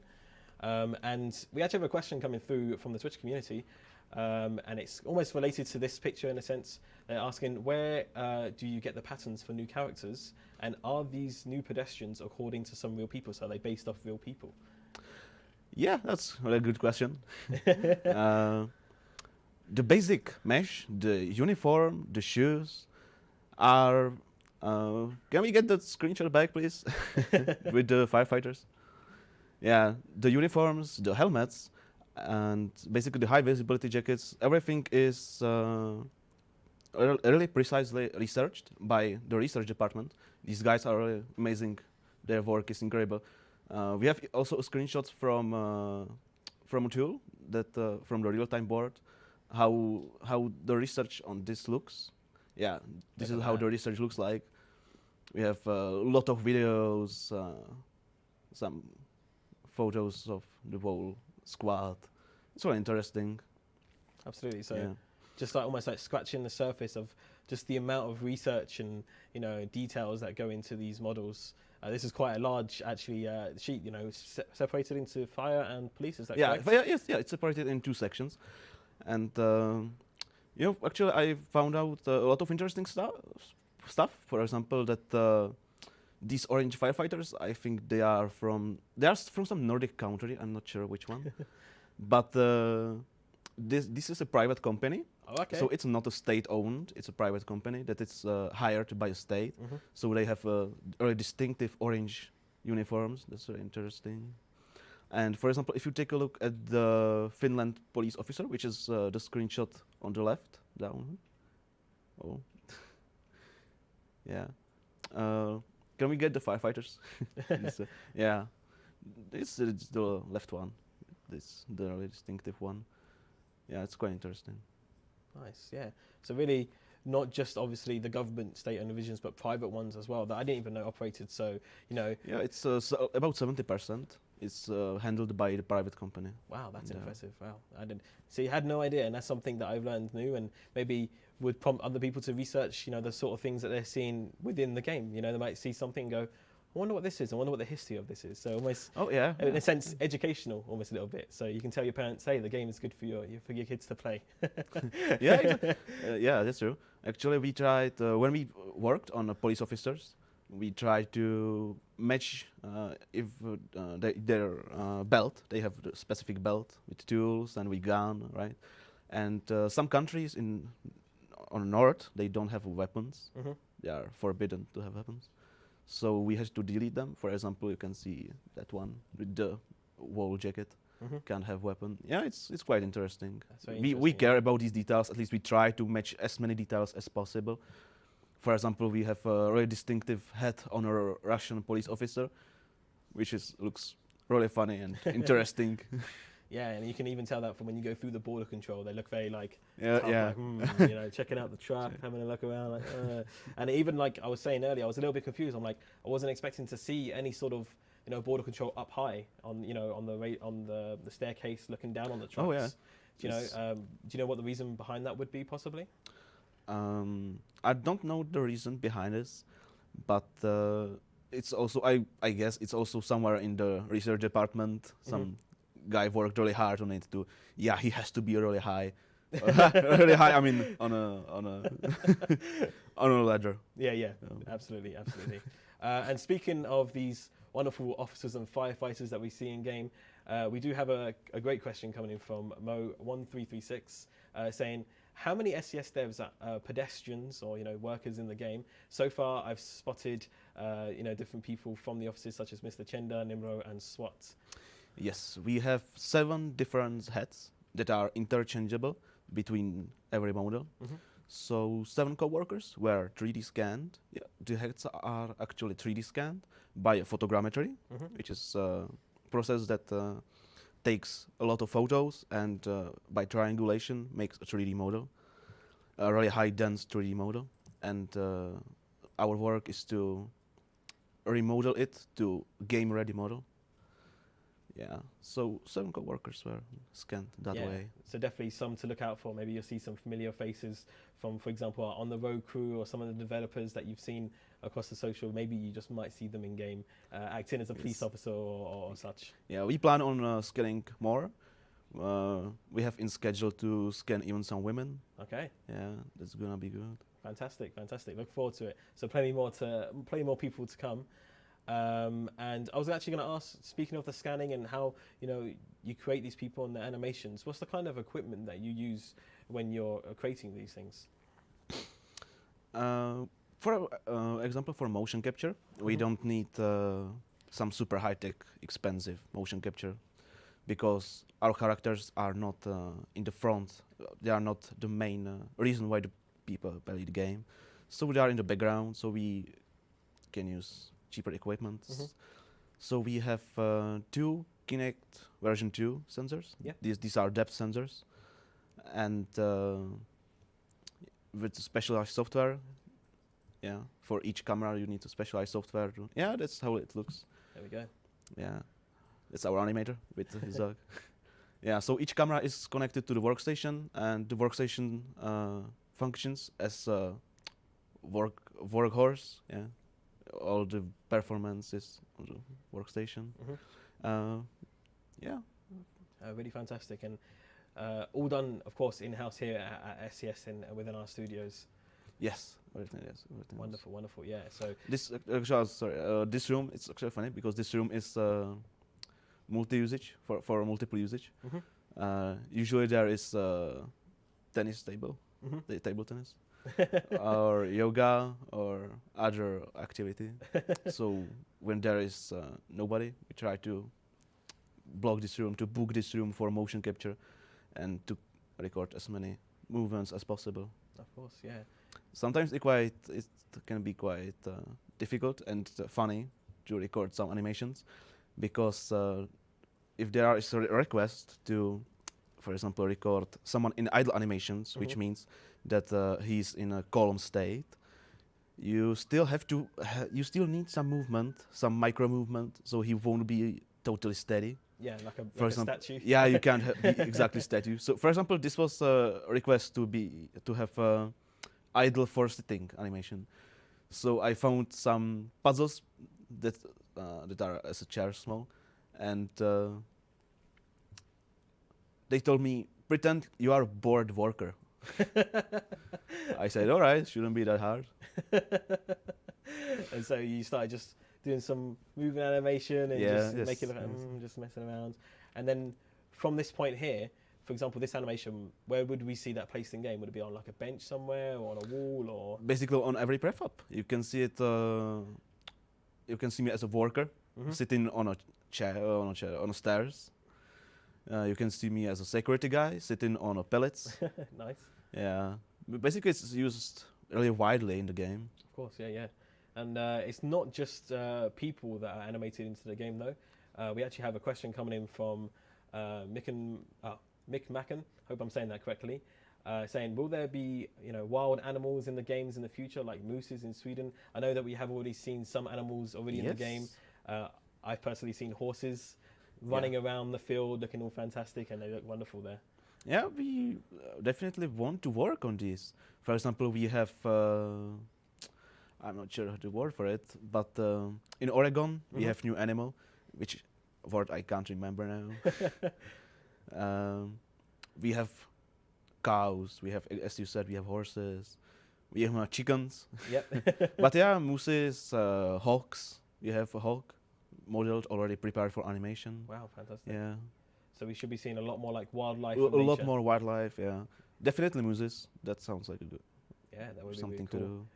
And But it's so many things to do that these animals have to be postponed for a while, because now, as we were replacing these old animations, there were some errors, there were some mashups. Yeah.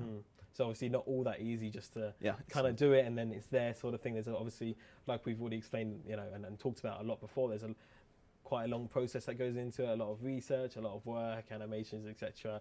And so obviously it's not an easy process, but something that I'm sure not only the community but us as developers and such would love to see in the game. Yes. And I'm sure we would eventually see it. You know, you're saying you'd love to see Moose, for example, into the game. Yeah, so actually, yeah. There was actually some idea that these animals could be like random events that they will cross. Oh, right in front of Actually, you? in Oregon, these are it's somewhere placed that you have animals that jump across the dirt road. Oh, right, okay. Yeah, so Yeah. like a deer or... Yeah, deer, exactly. Yeah, that's the way... Yeah, the deer. I couldn't remember it. Really. Fantastic. So it just happens on that rare basis, but as soon as you come along... right Yeah, over the they road. jump across the road. Wow. It's really nice. That's really, really cool. Going on to some actually more questions from our community. If you are just joining us or you're with us at the moment and you want to ask some questions regarding animations and all sorts like that, feel free to get them in. You can find it on our stream again on Twitch, twitch.tv/SCS Software, or on our stream developer page as well. Our wonderful people behind the studio are looking after you there and getting your questions in. Such as this one coming in from Julius saying, what is your favourite place in this DLC? And what are the most scenic routes, do you think, for your own personal thinking?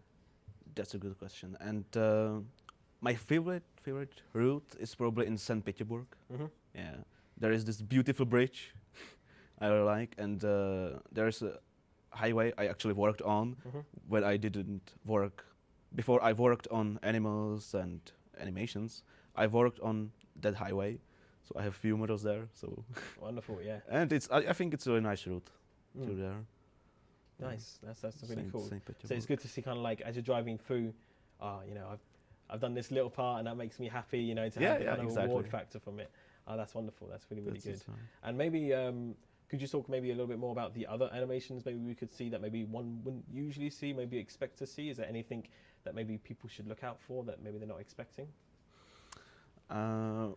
Yeah, we plan on, for example, adding some interaction between you and the characters. But that's on a plan that we will develop some technology that there will be a trigger that will somehow play an animation that the security guy will wave at you or stand somehow differently.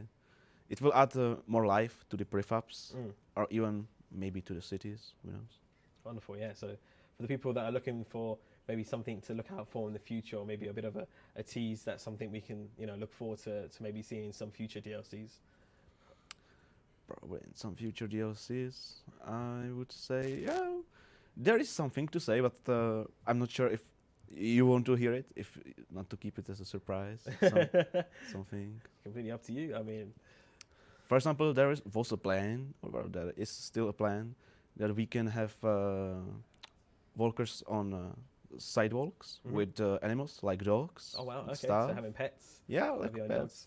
Yeah, and that could be interesting. Wow, to that's see. definitely a lot to look forward to then in the future. Yeah, definitely. That's good. That's good. As you saw, we have our animator has a dog, so we will try to mocap him, but I'm not sure how that will work out. Yeah, because you can't really keep him too still if you want him to keep him still. Yeah, and suddenly he's too still. And Then walking around and jumping, and I imagine that's Yes. probably the most difficult challenge. Maybe you think people are bad to work with sometimes, then try working with an animal that would be uncontrollable. That would be quite the challenge, but hopefully something we can see in the future. I imagine for sure. Yeah, exactly.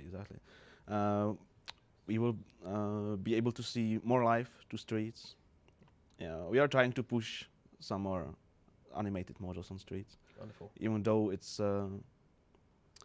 technically difficult because our cities are quite expensive. So we try to push as much as possible to this life to the cities. All right. We got another question coming in from Nick2J. regarding something a little bit different animation-wise, saying, are we ever getting 1800-degree steering wheel animations in the game? He says he doesn't enjoy having 900 degrees steering because it looks bad. He thinks it would be much more realistic if it was possible to include that. Do you think that's something we could see? I'm not really sure. That's a question on me, right? Not really, no. So, Not too sure. I can understand where he's coming from, but again, hopefully something that we can include into the future of the game. Maybe all these suggestions and everything that are coming through, we do love seeing them, and we love reading them, and we are listening to the community. I think it's something important that we've always taken on here at SCS. And if you wish, you can even suggest them at our forums as well. You can head over to the forums at forums.scssoft.com, and there's suggestions and wish lists there that you can go post on. I imagine there's always lots of comments and feedback and wishes. I know there's a lot of people looking forward to a lot of things in this Baltic. yes. Maybe if you could explain a little bit more of things that you're really proud of working here in the Baltic expansion, things that, hey, I'm really proud of what I've done here. Something I'm really proud of is basically these police officers and firefighters. It's something that really stood up. It's really something really distinguishable for this DLC, I think, personally. Maybe someone will see it differently. But yeah, these police officers and firefighters. It was a lot of work to do, but we successfully made it. That's good. To the finish. And I'm really glad. It wasn't all sunshine in rainbows while making those. We had few mashups, few bugs. If we find some screenshots, I prepared some screenshots from the development. Okay. How it looked like before we implemented the characters to the game. Yeah, it's quite funny. Sometimes you see these stranger things. So is it sometimes a bit of a challenge then, like things aren't coming out the way you would? Yeah, you think? expect. Yeah, exactly. Yeah. So it'll almost create for some really funny looking characters or things that maybe almost like in a sense of blooper maybe. Yeah, yeah. The story behind this picture is we have a bones in eyes, and suddenly somehow the model shifted, so the eyes popped out. Yeah, so it looks like this when you have eyes on the edge of your nose. These bones. I imagine someone making like a meme out of that actually. Yeah, no more drugs, kids. Absolutely, yeah. So obviously it's not all easy. It's not just a quick process to create these things. There are things that can go wrong, and it's a lot of trial and error. Yeah. How long would you say maybe you would work on a particular model for? Like, is there, do you have like a time frame almost in a sense? Yeah, these were new firefighters for the American Truck Simulator. I will ask as soon as possible. Yeah, sure. These are new firefighters for American Truck Simulator, and there was actually some problems with the skeleton and the skinning, and they were supposed to dig a hole, I guess. There was animation of digging, but it didn't work out really well. Oh no. Yeah. So it's made on their arms. Usually we work on a model, including textures, including models for, I would say 4 to 5 days. Yeah, 4 to 5 days. Animation is something totally different. Motion capture sessions take about one whole day. Then you need to process it, which is half a day usually. It's really performance expensive to process these animations. Not these animations, Not right? this one, but not this one. Yeah. Oh, This is really strange. yeah, it almost But looks like this one is actually the better result. We had even worse result. You will see it very soon. Yeah. The animations usually take, for example, a whole week to take. Oh, right. If we, but you 1 week for the whole animation session, the mocap session, which is usually 4 to 5 animations. Usually 4 animations. Yeah, so week for 4 animations. Wow, so really a lot of work Yeah. going into it. This is a screenshot from level of detail. Yeah, this should be used to be model for about 70 meters, and somehow I noticed that something is really wrong. So I took it to the Maya, which we use for animating and modeling, and saw this. I was kind of really scared of Almost it. looks like a bit of like a hunchback or like, Yeah. really quite a creepy to have the head like below the shoulders. Yeah. That's really really something funny to see. Funny thing was that basically everyone was looking like it because the animation is shared between all the animated models. Mhm. The skeleton is shared, so everyone looked like this before in 70 meters. So it was really. And so what about in this one here? Is this another one gone not so well? Basically, I think there was the same problem as with the firefighters, but this time they were missing the textures, Oh wow, okay. which made them even scarier because they are bloody red. Yeah. Looks like they're just covered in a red liquid. Like something for System Shock or something like that. Mm. Yeah. So really just a lot of trial and error when it comes to these Anyway, things. they yes, this was actually trial and error, as you say, for third lot. So this is also supposed to be on 70 meters, but Okay. the head was binded for another skin that it should be. So it ended up like this. I think it would be a cool meme from this. Hey, So it's look, a almost penny. yeah, I was going to say, it just looks like he's found a penny or something on the ground. He's like, oh, look at this. Really extending his neck out. Yeah, we had huge problems with this.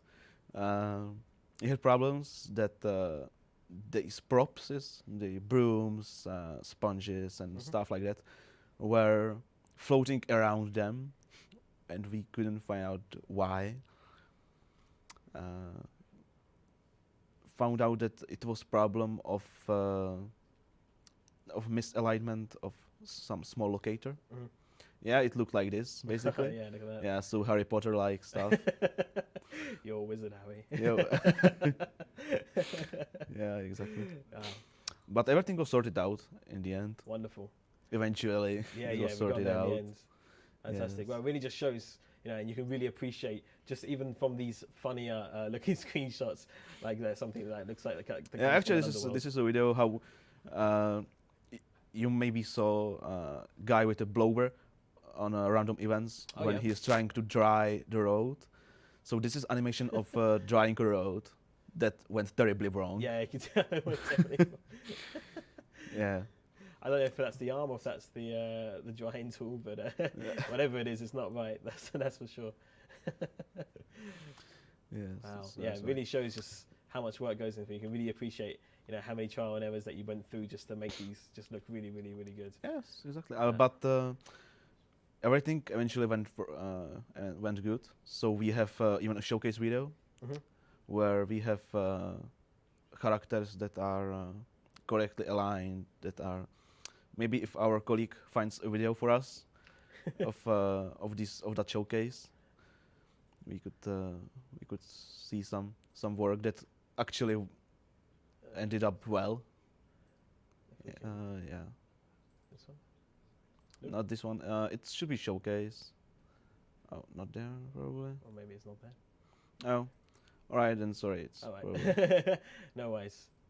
But you have No to see it for yourself for sure when you. Yeah, you have to see it for yourself. It's exactly. really a lot of work and pain. Absolutely. And we're not actually too long away from the release, so we're going to try squeeze in a couple more questions from the community, Oh, yeah. if that's okay. We have one person asking, would it be possible to have people to cross the road, maybe on traffic lights? Like, for example, if you have like a green man, they're waiting to cross and they go across. We would actually love that. We would also love people with umbrellas and stuff like that. But everything is in discussion with programmers. But something is. We are really working on it. We are pushing it forward. Mm-hmm. The characters are becoming more and more important for us, for the game. So yeah, I think it will be possible in the future. All right, wonderful. And if you could create your own custom animation that isn't already in the game yet, what's something that maybe you'd want to put Actually, in there? the animation is already there, It's already there? Yeah. What was it? and it was a dancing firefighter. Yeah, there's a random event that where is a dancing firefighter on top of the fire truck. Oh, on top of it? Yeah, but there is like a 0.01 0.0001% that you will meet it. Wow, so But if you see it is there. So if you see it, If you're you very, see very it, you are lucky. really lucky. Yeah, make sure you make a recording of that because you want to save that to show to your children or whatever, you know. Dancing firefighter, that's great. So is that in ATS or in ETS? It's an ATS. On ATS, so something to look out for. If you know, fancy doing a little bit of American trucking as well, then to look out for that for sure. But you know, with everything that we've seen today in Beyond the Baltic Sea, it's just, you know, I can't say it enough. I've already said it for all the other guys as well. You know, just seeing how the team comes together, how each of you just make little things happen and it all comes together to make this wonderful expansion. Is there anything that you would quickly say that you're really looking forward to people seeing? From this DLC? Yeah. I would say there's so much things I want people to notice. Mm-hmm. There's really a lot of things, mainly the vegetation. It's like something. I think it's not enough appreciated, the vegetation in it, because there is something incredible, and these guys are incredible who work on it. Absolutely. No, thank you so much. And unfortunately, that's us out of time for today. There you go. So thank you so much for all of your questions, but do not go anywhere because right now we're about to prepare for the release of Beyond the Baltic Sea for Euro Truck Simulator 2. It's something that everyone's been waiting for, and it's something that we're all very, very excited for you to see. You know, we've been talking about it, we've been looking at the wonderful footage here on the stream, and now it's finally time to explore it for yourself and to release this onto Steam. So we hope that you're all ready for this. We are actually going to have live coverage from the room where we are going to release the map expansion. This will actually be filmed on a mobile phone wirelessly, so please excuse us if there's any little issues or problems or if the quality isn't that great, but we're going to do our very, very best to bring you. And just so you're aware, there isn't going to be any sort of commentary over this release time. So just enjoy the scenes of all the workers enjoying themselves, and as well as you know, celebrating the release of it. And we hope that you will also celebrate along with us and that you'll be able to join us in exploring Beyond the Baltic Sea. So again, thank you very much for joining us. Do not go anywhere. You don't have to change your stream. Do not adjust your TV sets. The release is coming up very, very soon. Let's get the hype ready. Let's get it going. We'll be back in a few moments with the stream.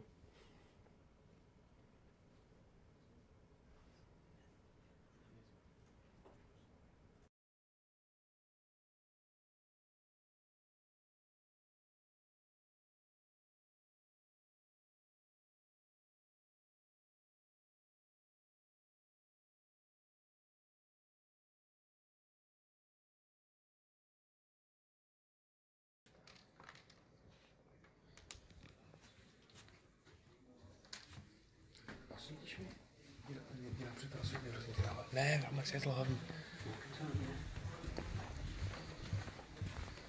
Ještě ne.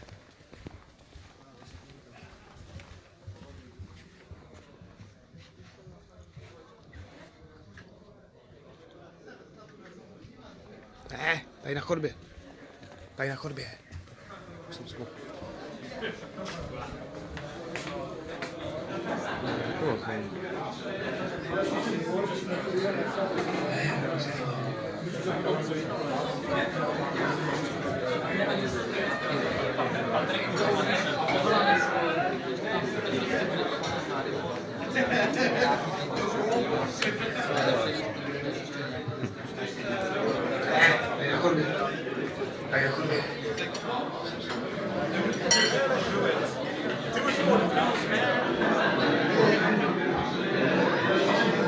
Don't drink and drive.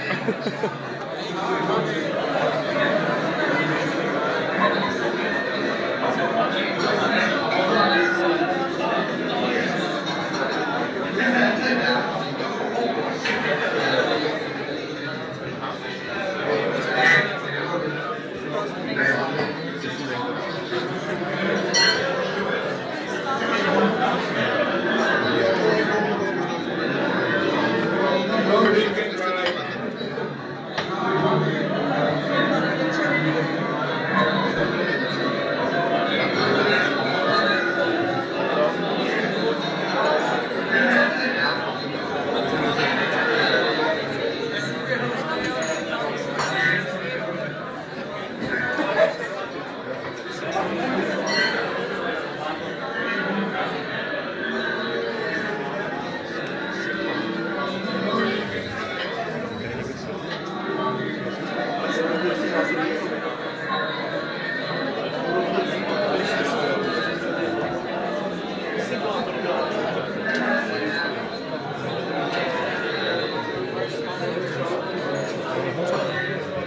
Ale takhle to dobře.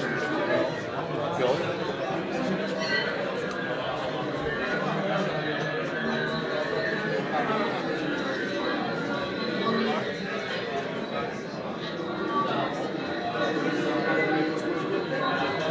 Najednou jsem tam byl, vystačilo. Už je to skoro všechno směrený, jo.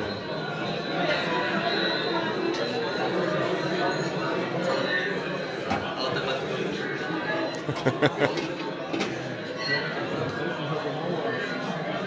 Tam já to...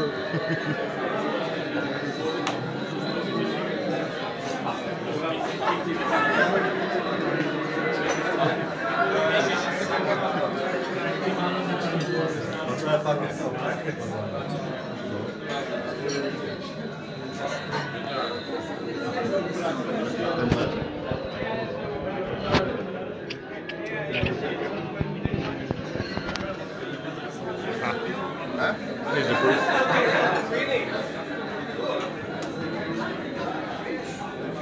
Ha.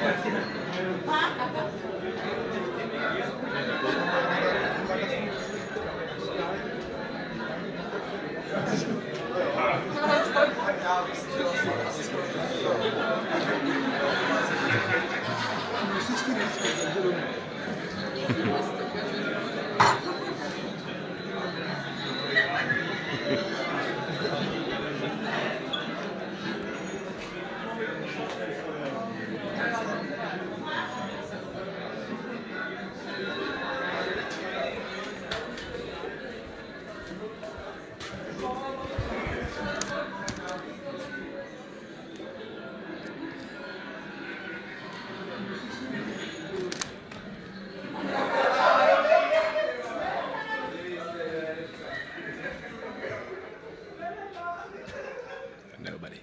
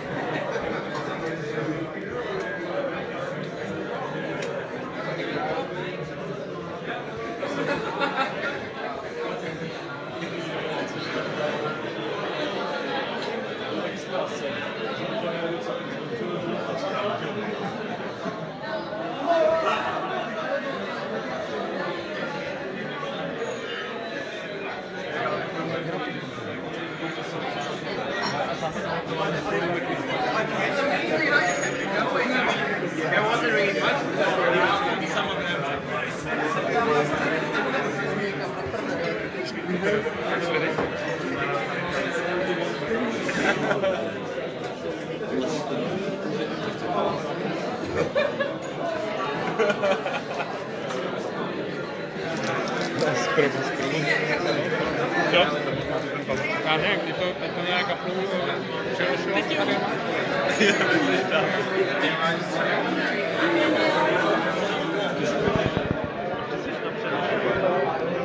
Normální.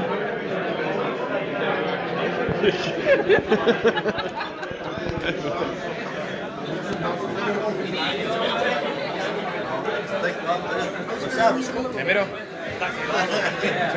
Děkuji jsem Pavlovi, kdybyste chtěli říct, co to je prolomení.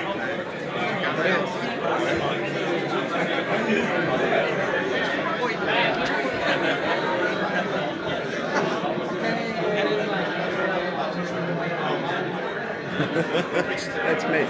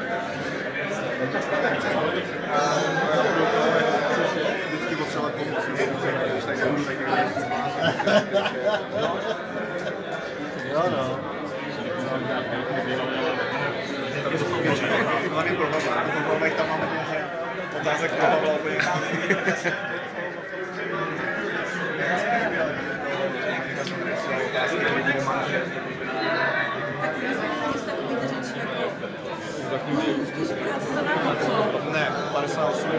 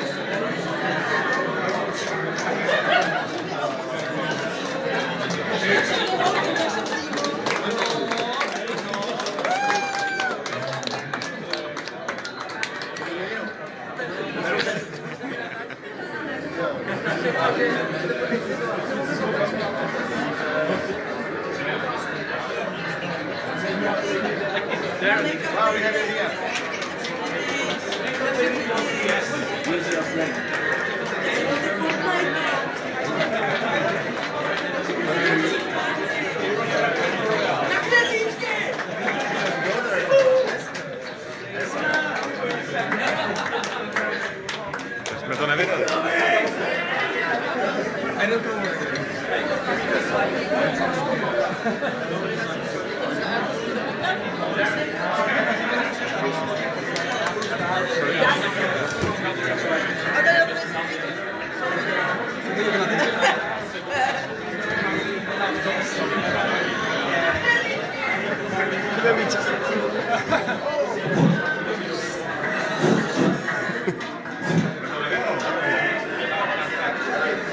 Hello, good evening. Ciao. Welcome. Can you hear me? Welcome to the launch of and the celebration of launching Beyond the Baltic Sea for your truck simulator. The team is here in big numbers, which is great. And we'll just go directly to the big moment because the people out there are waiting. Let's not delay. We have our beloved Ilona ready to click the green button. It's there now today. So here's the thing you want to record. Let's do it. Good roll.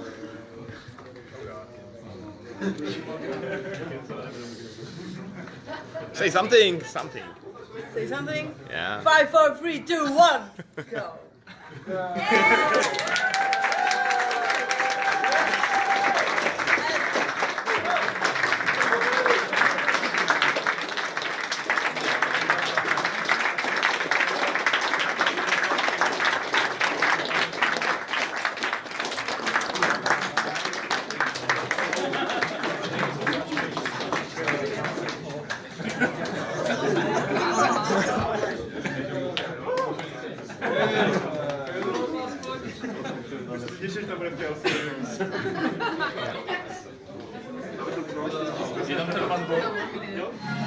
We only tested like a lot. So much that we don't see the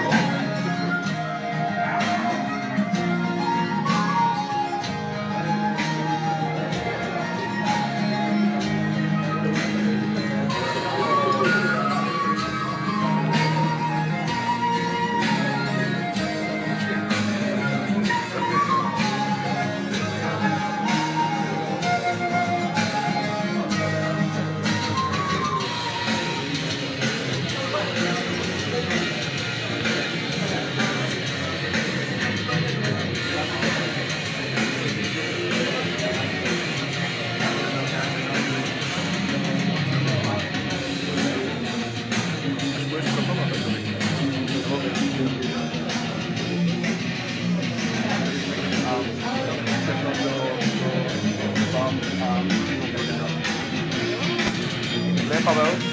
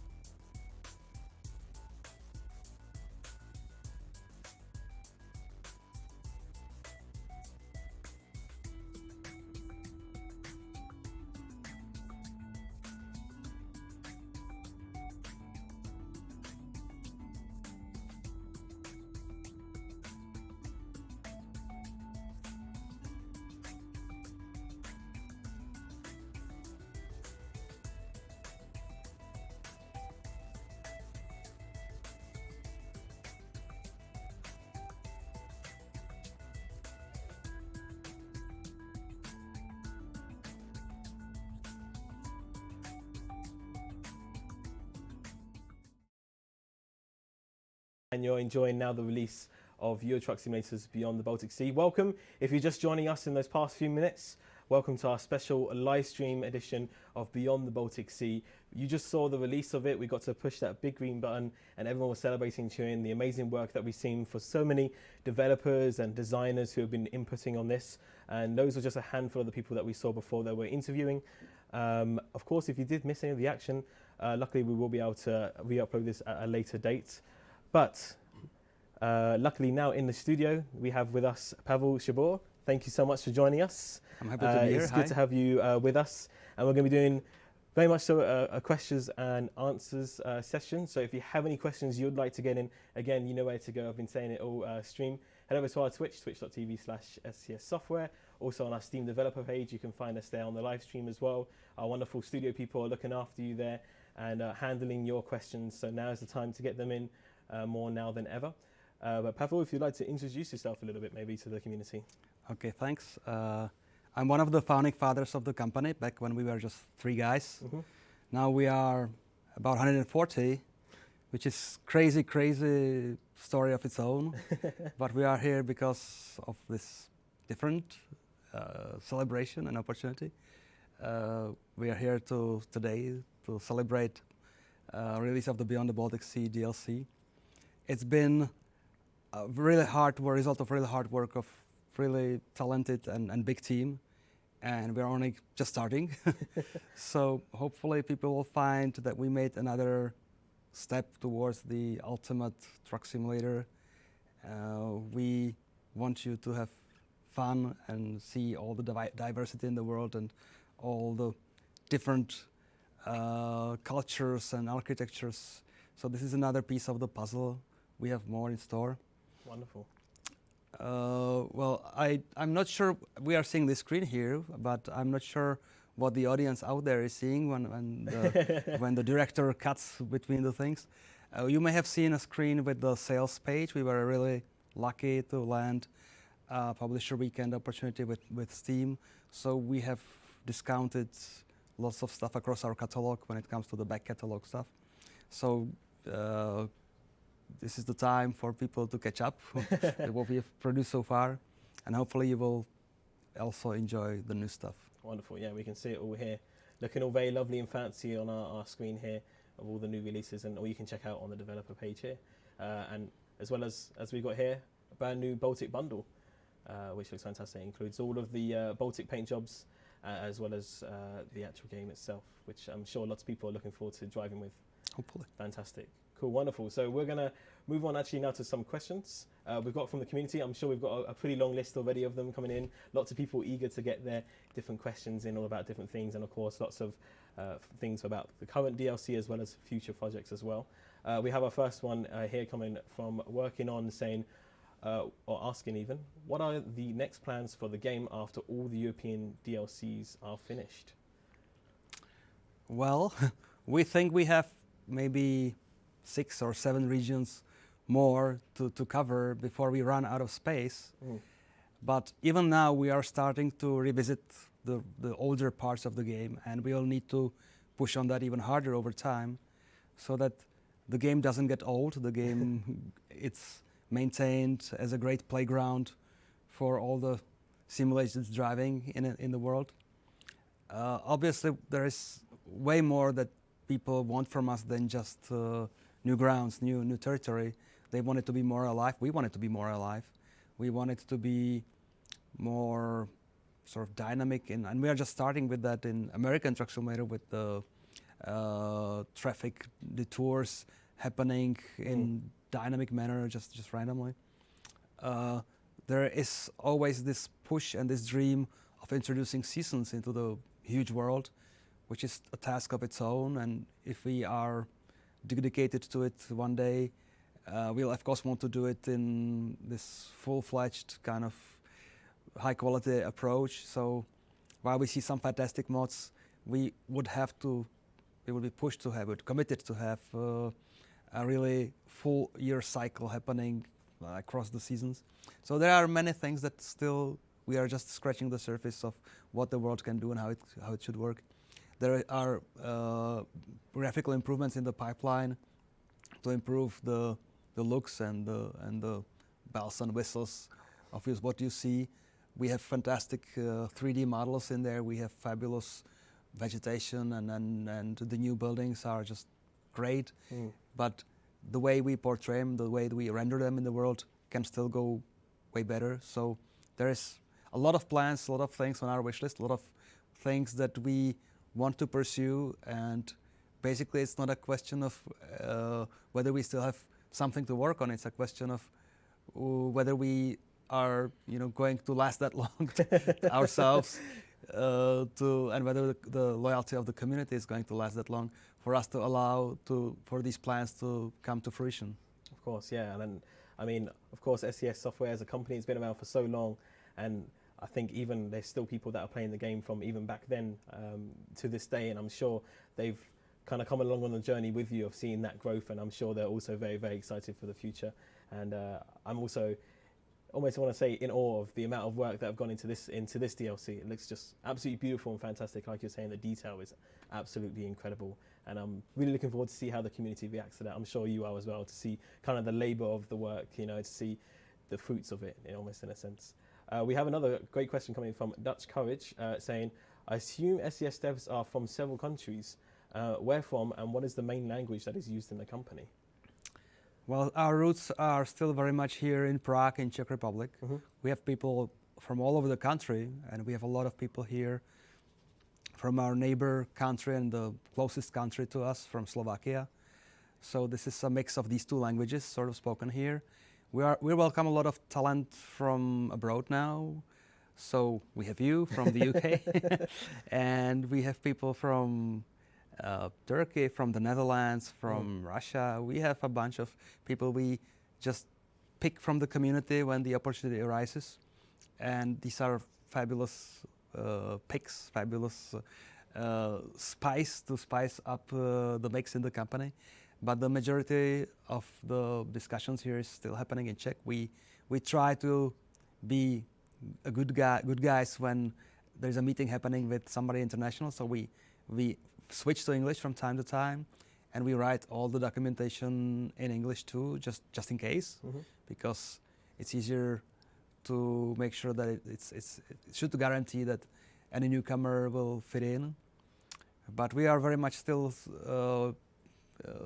Czechs that just happen to try to portray exotic regions in the world way away from Prague.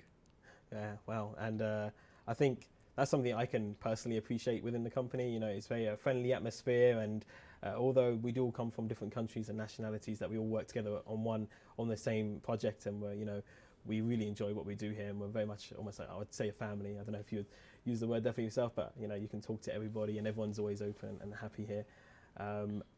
Speaking of more of the Baltic though, Kodo_01 has a question saying, will you keep updating this DLC, Baltic, in the future? Very much how, there's little reworks of Germany happening and of the base games, little refreshes happening.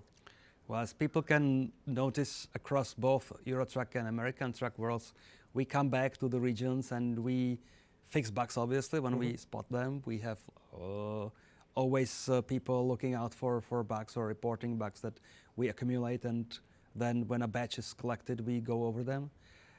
So there are some things that were on the wish list, but they didn't make the cut sort of for timing reasons. There are already some reports of like little details missing in, speed cameras somewhere, or stuff like that. So we obviously will be still very much active now in the post-release period to address these little things.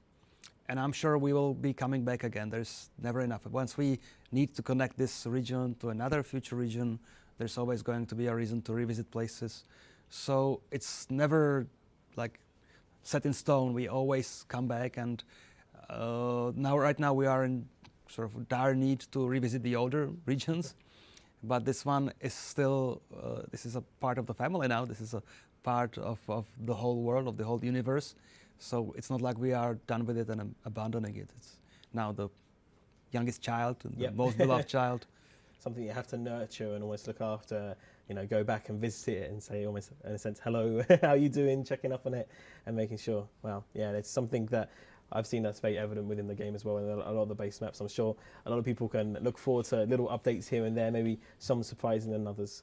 Another one coming from Warezi saying, will you guys recreate Belgium in the future?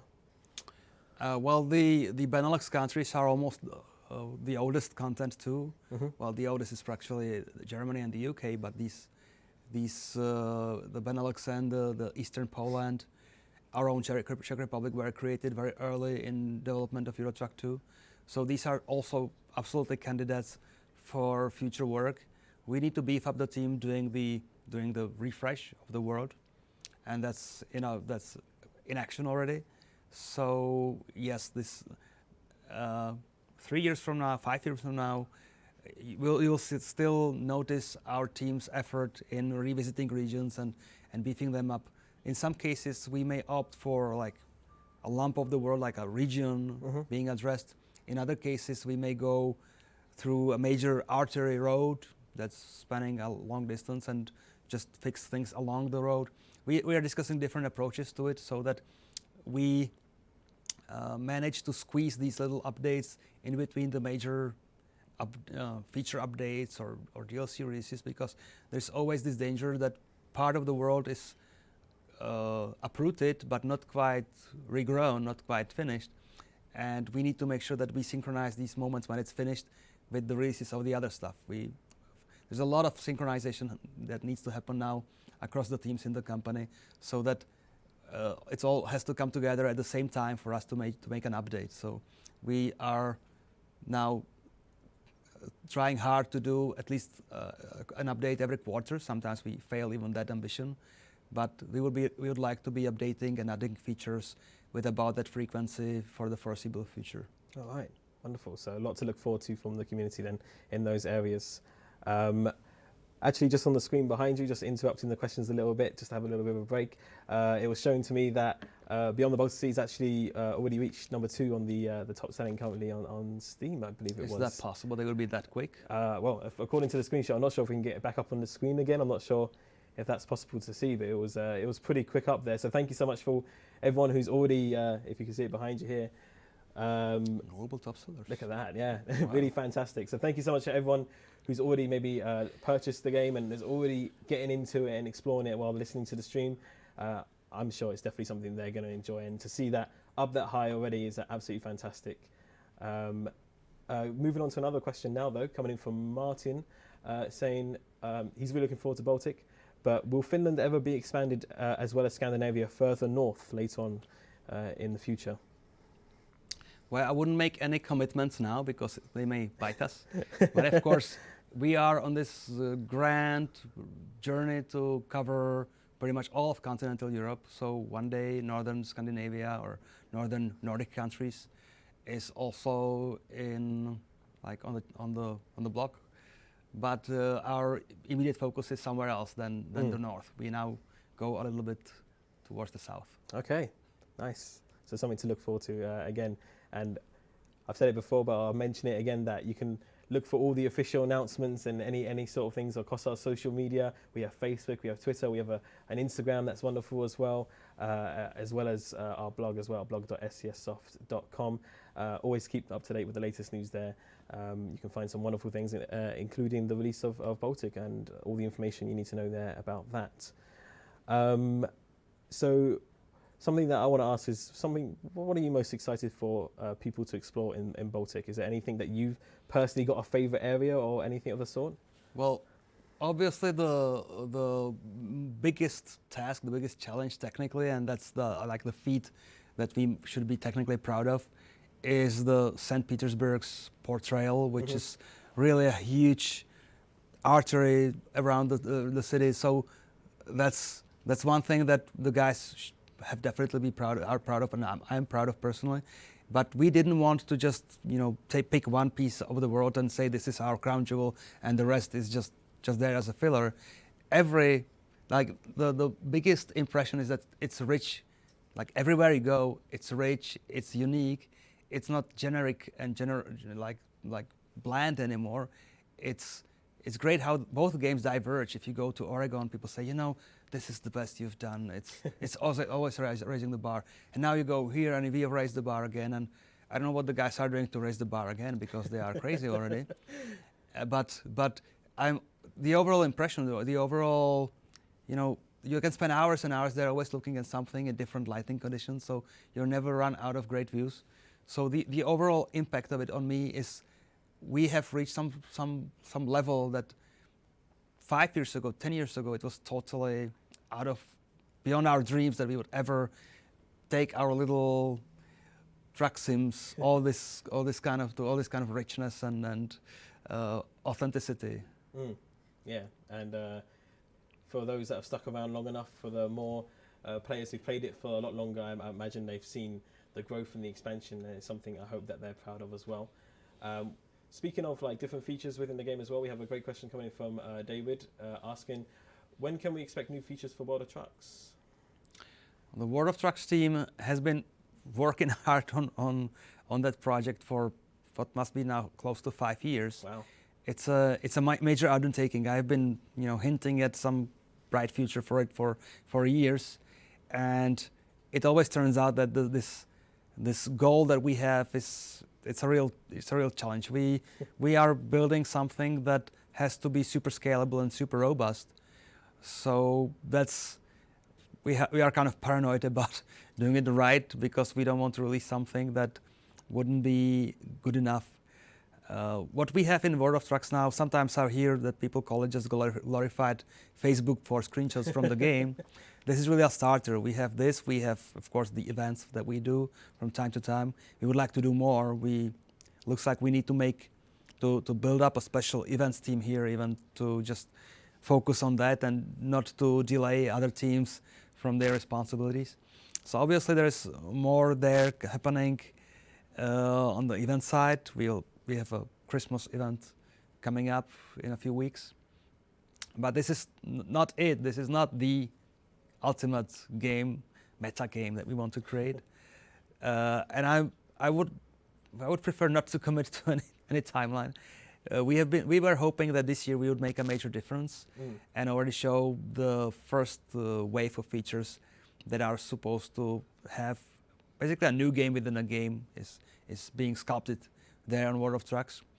And the first pieces of the persistency layer should be appearing in a few updates, possibly not in the winter yet, but the next year should be finally the year when we make some big impact with new features coming to World of Trucks.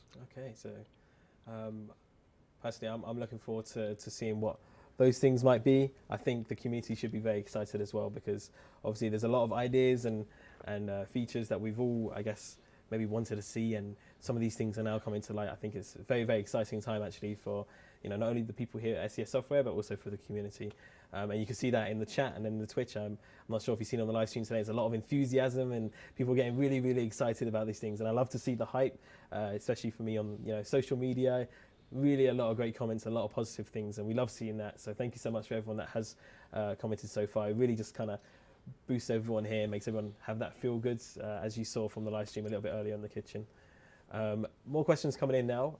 This one coming from Mikhail saying, will there be more cities expanding in Russia towards Finland, such as a couple of places that I probably can't pronounce but on the screen there, such as Szczecin, I'm probably going to Sviatogorsk, Mikhail, Karchenko. Well, what we have done, what the territory we have covered now with Beyond the Baltic Sea is where we have stopped for now. This is the content of the DLC.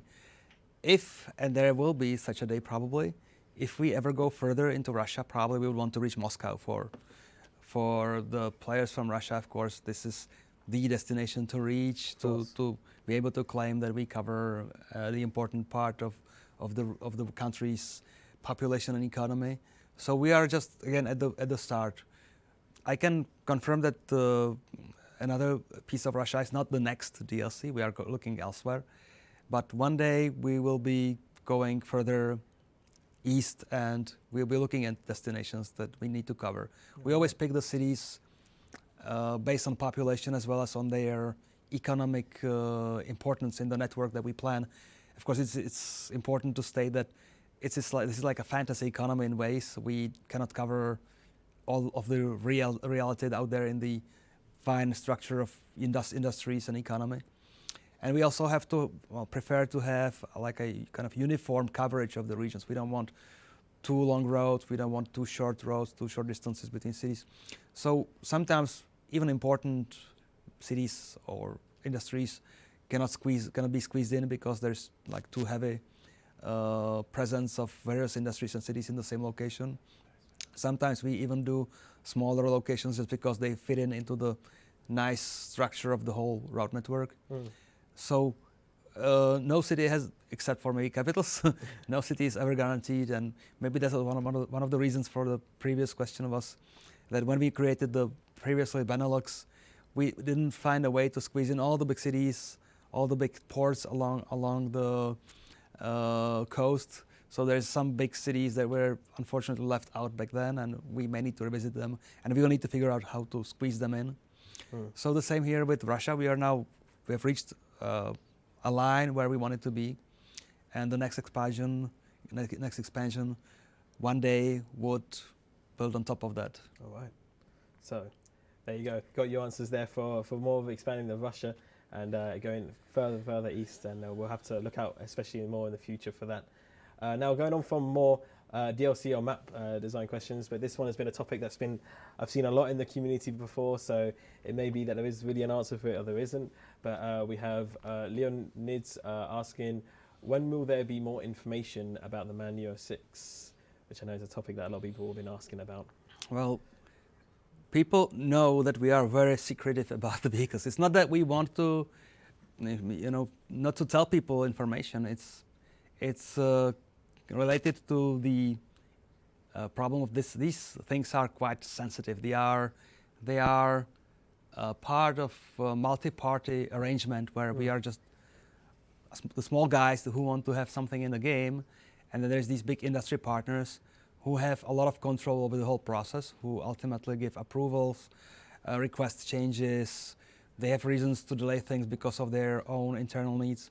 So we try to avoid committing to any particular dates because they are not depending on our ability to build the vehicle even. We work hard on something and then we wait, and sometimes we even wait for months and months until we get another step of approval process. And this is our goal and our task, our duty to explain to our partners the importance of our effort and the opportunity that our game is offering for their promotion.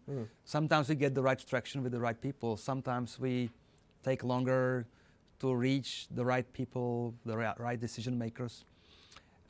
We get better at this. We have a dedicated guy who is now very much active in chasing these licensing opportunities and following up and keeping key accounting with the partners to make sure that they are updated on all our progress. So we are getting better at this. In particular, the new MAN, we have been hinting at this existence for a long time. We have been little bit delayed by trying to obtain information on some 6x4 configurations that we wanted to go deep into the detail and didn't quite have the documentation on that.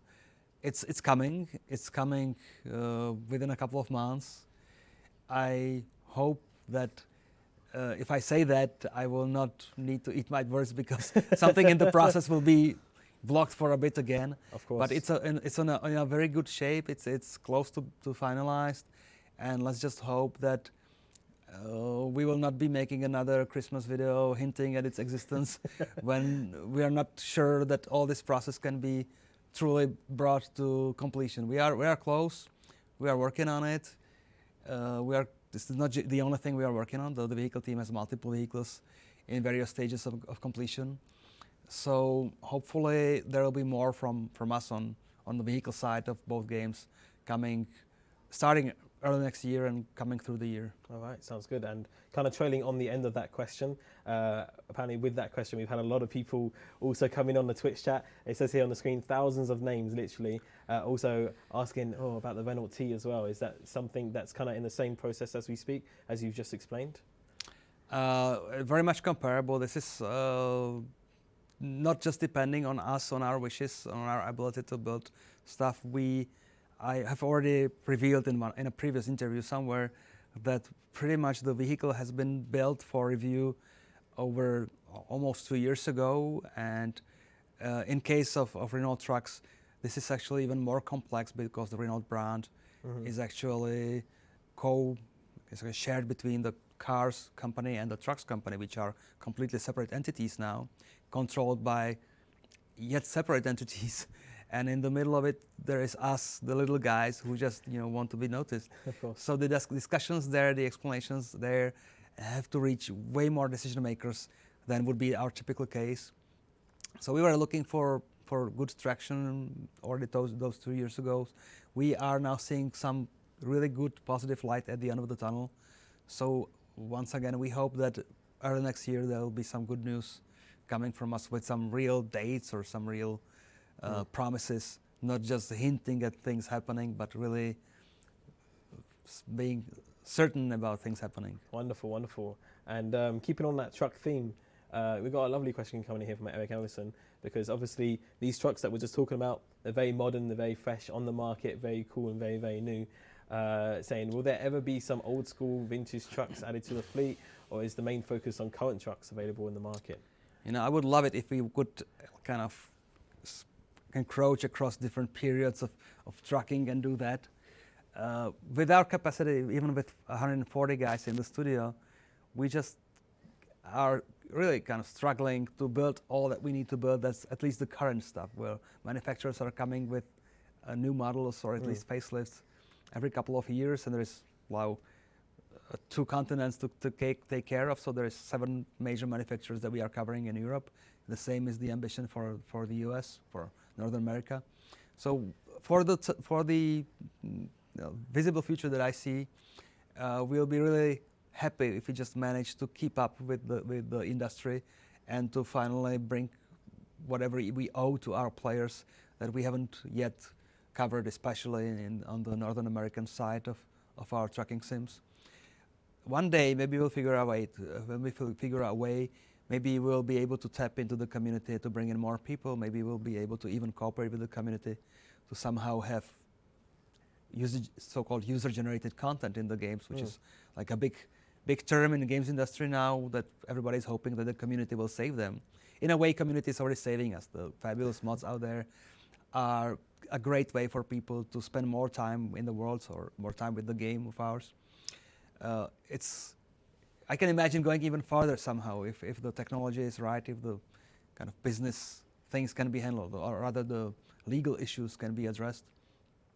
Right now we are where we are. We'll be really happy just to catch up with the demands for the current vehicles.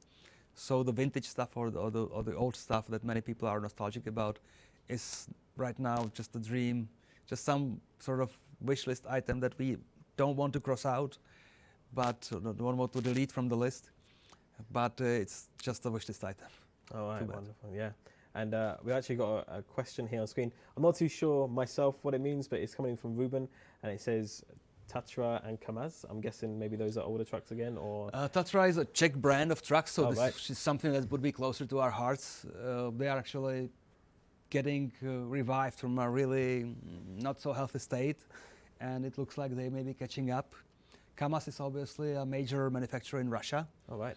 And if we ever reach deeper into Russia, that's obviously one of the things that's ahead of us, then partnering with a local license partner like Kamaz would be absolutely fabulous, because it would make the local players excited even more. Very happy, yeah, it would make you feel massive. We haven't established any dialogue with them, but that may be a good tip for any future expansion. I know it would be nice timing, nice synchronized event to introduce such a vehicle if we ever expand further into Russia. All right, wonderful. Coming up from Dean Dupp now, saying, For how long is ETS2 planned to be supported / updated? I would hope that we have a good decade or more ahead of us. But really, it's what we wish for, what we built for, what we have this new office that's been just expanded a couple of weeks ago to be able to accommodate even more developers. So we are not stopping where we are. We are still looking for more vehicle artists just related to vehicles. We are looking for map designers. We are beefing up pretty much every department in the company to be able to do more. Maybe not quicker per se, but to do it in parallel, do it more like we are now able to. We're no longer a one project company like we were 5 years ago. We can have American Truck going very much independently from Euro Truck, and within the two games, we have multiple teams pushing different direction, synchronizing on the technology and the tools, but still having their own responsibilities and their own amount of responsibility or level, room for their own creativity. So we are not stopping where we are. We think that we can see maybe 3 years in the future, 5 years in the future, but nobody really knows if PC is going to be around as a personal computer. Has been a major phenomenon, but is it going to be around 10 years from now? The kids these days grow up with mobile phones just glued to their hands. And we are very much dependent on having at least a keyboard and ability to plug in a steering wheel. All these controls would have to be very much simplified if you were to switch to a different platform. And maybe the immersion or the fidelity of the simulation would be lost in the process if you were trying to reach a simpler platform. So it all depends on how the technology is changing, whether we manage to keep up, and ultimately whether the players stick around and stay around and find a reason to spend the time with the game and recommend it to their friends. Because the pool of our players, it keeps growing, but one day we may deplete all the available people out there who may ever consider this a playable thing that they were interested in. So hopefully this moment is still far off, and we have this energy and enthusiasm for going for many years. Obviously, in the American, in the Euro Truck, we have, as I said, maybe 5 or 6 more regions. So at our current pace, it's 5+ years for sure. In case of American Truck Simulator, we have even deeper depths when it comes to region coverage. We need to speed up the process even more. We need to do 2-3 DLCs per year to at least give people a hope that they can live to the end of the project. So there is this discussion on how to improve the flow with the tools, the efficiency of our pipeline for creating the world. And it's happening. We are getting better at things, but at the same time, you see all the detail, the drive, the creative drive to put in even more detail and more stuff. It's once again slowing things down from the other side, from the other ambition. So we need to find the right balance between the total creativity and between some kind of responsibility to our players that they want to have more content, more coverage. Cooler, but more. So hopefully we'll be able to strike the right balance. Yeah, and I think that's, like you said, very, very important to have that ongoing balance. And I know a lot of people in the community also are really appreciative of, the optimization that happens in the game, because of course you can play this game on such a wide variety of high-end but also lower-end PCs, which I know a lot of people appreciate that they can still use maybe their bit of the older hardware to continue on playing this game. And I know it's something that I've heard a lot of people going, thanks for that. A lot of newer games would require you to have the best and the top of the PCs. So I know it's something that the company's always been, very lovingly caring for, and to make sure that everyone can really, really enjoy the game. More questions coming in. They're flying in. Just make sure if you do want to get your questions in, to get them in fast, because time is flying off here at the moment. So we haven't got too long left, but we'll try to squeeze in as many as possible. This one coming in from Marsing115. Saying, why don't you guys go back to unlicensed trucks instead of making them licensed? Well, back in the old days, maybe all the way back to hard truck, 18 wheels of steel, the detail of the vehicles in the world was so limited that we could always say, this is kind of inspired by this or that truck, but get a free card out of jail sort of by not being anybody, but nobody could kind of accuse us. This is our design, and you are liable for we are infringing some IP with us. Now with the expectations of the players for us to have every little detail right, if we invented another fake brand and just slapped it on a real truck, that would be a way more putting us in a way more dangerous situation, and we wouldn't be doing a good service neither to us, to our players, and nor to the manufacturer of the actual vehicle. That would close the door to our discussions with them pretty fast, we are sure. So we want to make sure that we play it right, that we are establishing these partnerships. That, yeah, it took a lot of patience, it took a lot of effort, but we are really getting there now. We have seen great traction with the companies in the autumn, in the early winter now. We have a lot of discussions happening. It's incredible how things have been improving over the past year. So this is no longer a question that is troubling us. The question now that is troubling us is how do we finally manage to build all these new vehicles that we can build finally, or that we are about to get confirmations that we can build. So it's more about our bandwidth than it is, as it was for a couple of years, about us not being able to land the licenses. It's getting better. It's the impression that the acceptance of the games in the industry is improving. We have done a lot traveling the globe, not the globe, traveling Europe.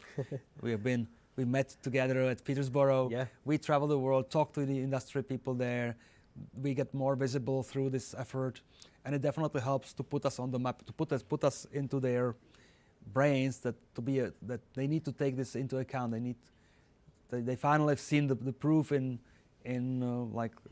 real version. It's not something that we tell them at a discussion. It's something that they can touch, that they can experience, that they see people queuing for, people lining up to play the game. We have been really a star of one hall maybe, but a star of our hall at IAA in Hanover, where people were lining up. We have made great splash at Gamescom. We are going to the ETRC truck races, where there's always so many people lining up to experience our motion seats. Mm-hmm. So we are more visible to the industry, and the industry is now more aware of us, of our power, of our reach, and that's helping a lot. So really the question is now, how do we improve our pipeline, our ability to build more, and the difficult days of us having a hard time reaching the more people in the industry are hopefully behind us. All right, wonderful. Chubei Army GTA asks, what was the biggest challenge when creating this DLC, do you think? As always, the biggest challenge is ambition versus time. It's been the case for the past 10 years. I sometimes, half jokingly, I'm saying to the guys, you know what, just build it with the quality from the last year's DLC and just go further, go quicker. But we always go for more detail. Ultimately, the guys are creatives. They want to raise the bar. They don't want to just do the same again and again. This is an industry driven by passion for showing that we can match what the other guys have done or what the previous team has done, and match and hopefully exceed.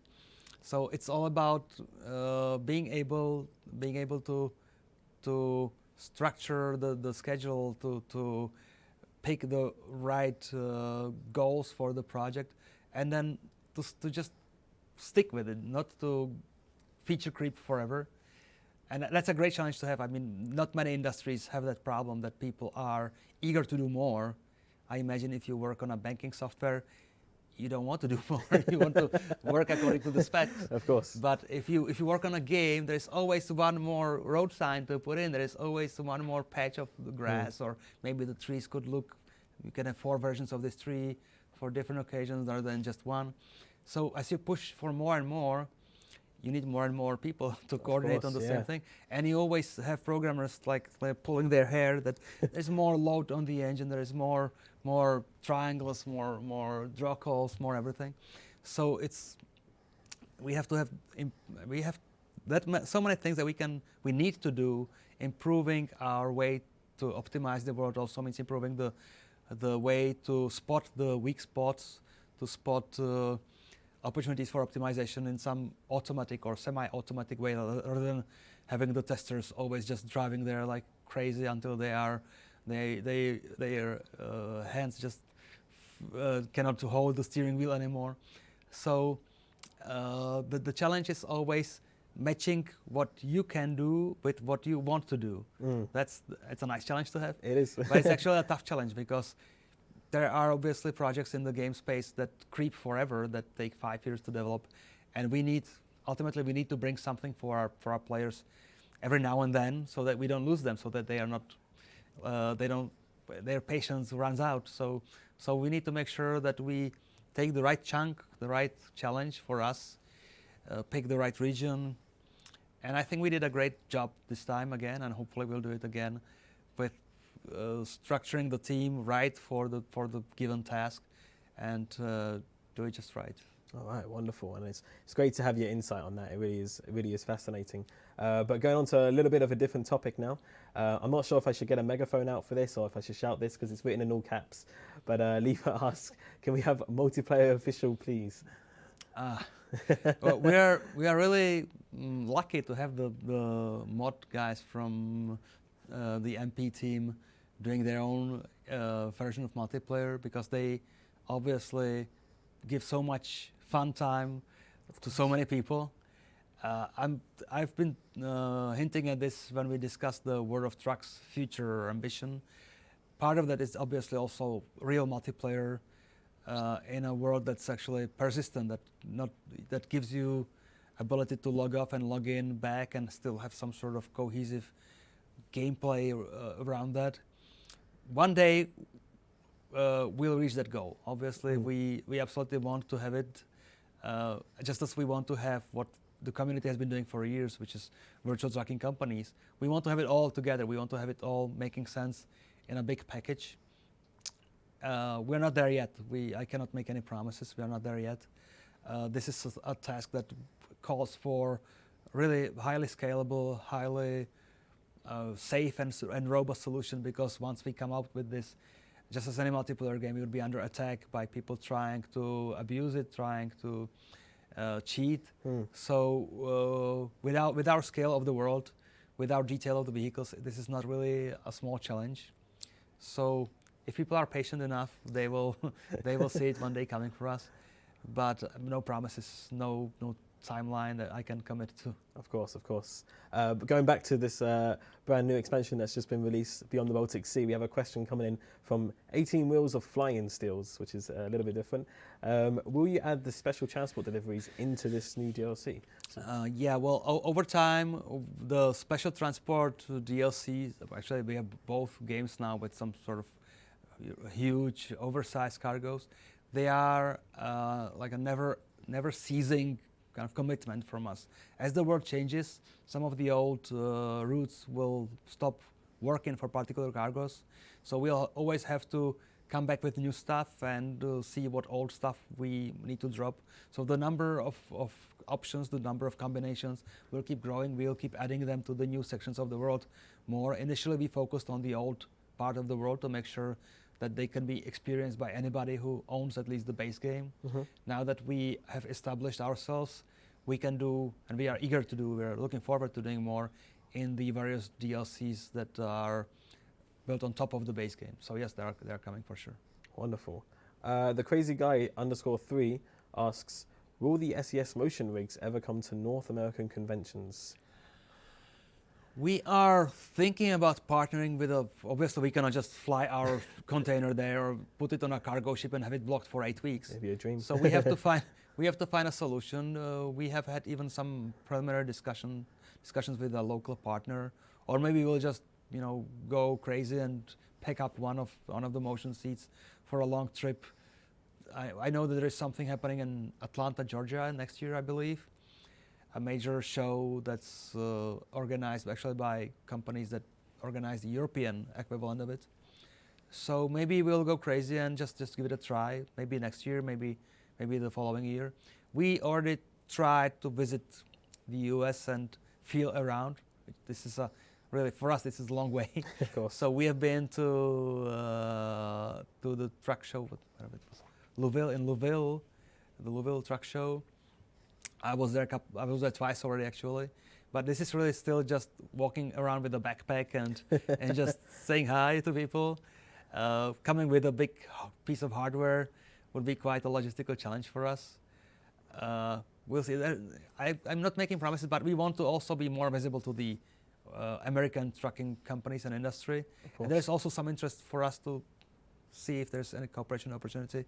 So never say never. One day it probably will happen. It's not just that. It's not yet in any specific plan.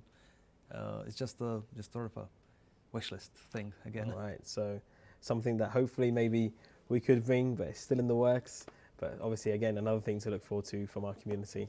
And we're going to be going on to the last question, actually, of today's Q&A. Time's flown very fast, and we thank you so much for all your questions, and we apologise if we didn't get around to all of them.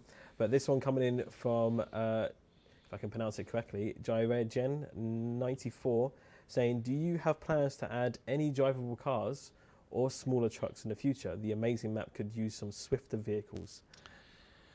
We've been discussing internally, or kind of daydreaming internally, that we are building this huge world that is kind of fabulous sandbox that could take so many different vehicles in it. Obviously, we hinted at the existence of coach buses ambition for a few years. And whether it's fortunate or not, all our attention, all our focus has been stolen by the big trucks, because the game has grown beyond our expectations. When we released Euro Truck 2, we have never dreamed that it may become such a kind of platform for future growth. It has become a platform for future growth. The trucking side is consuming all the people that we managed to hire.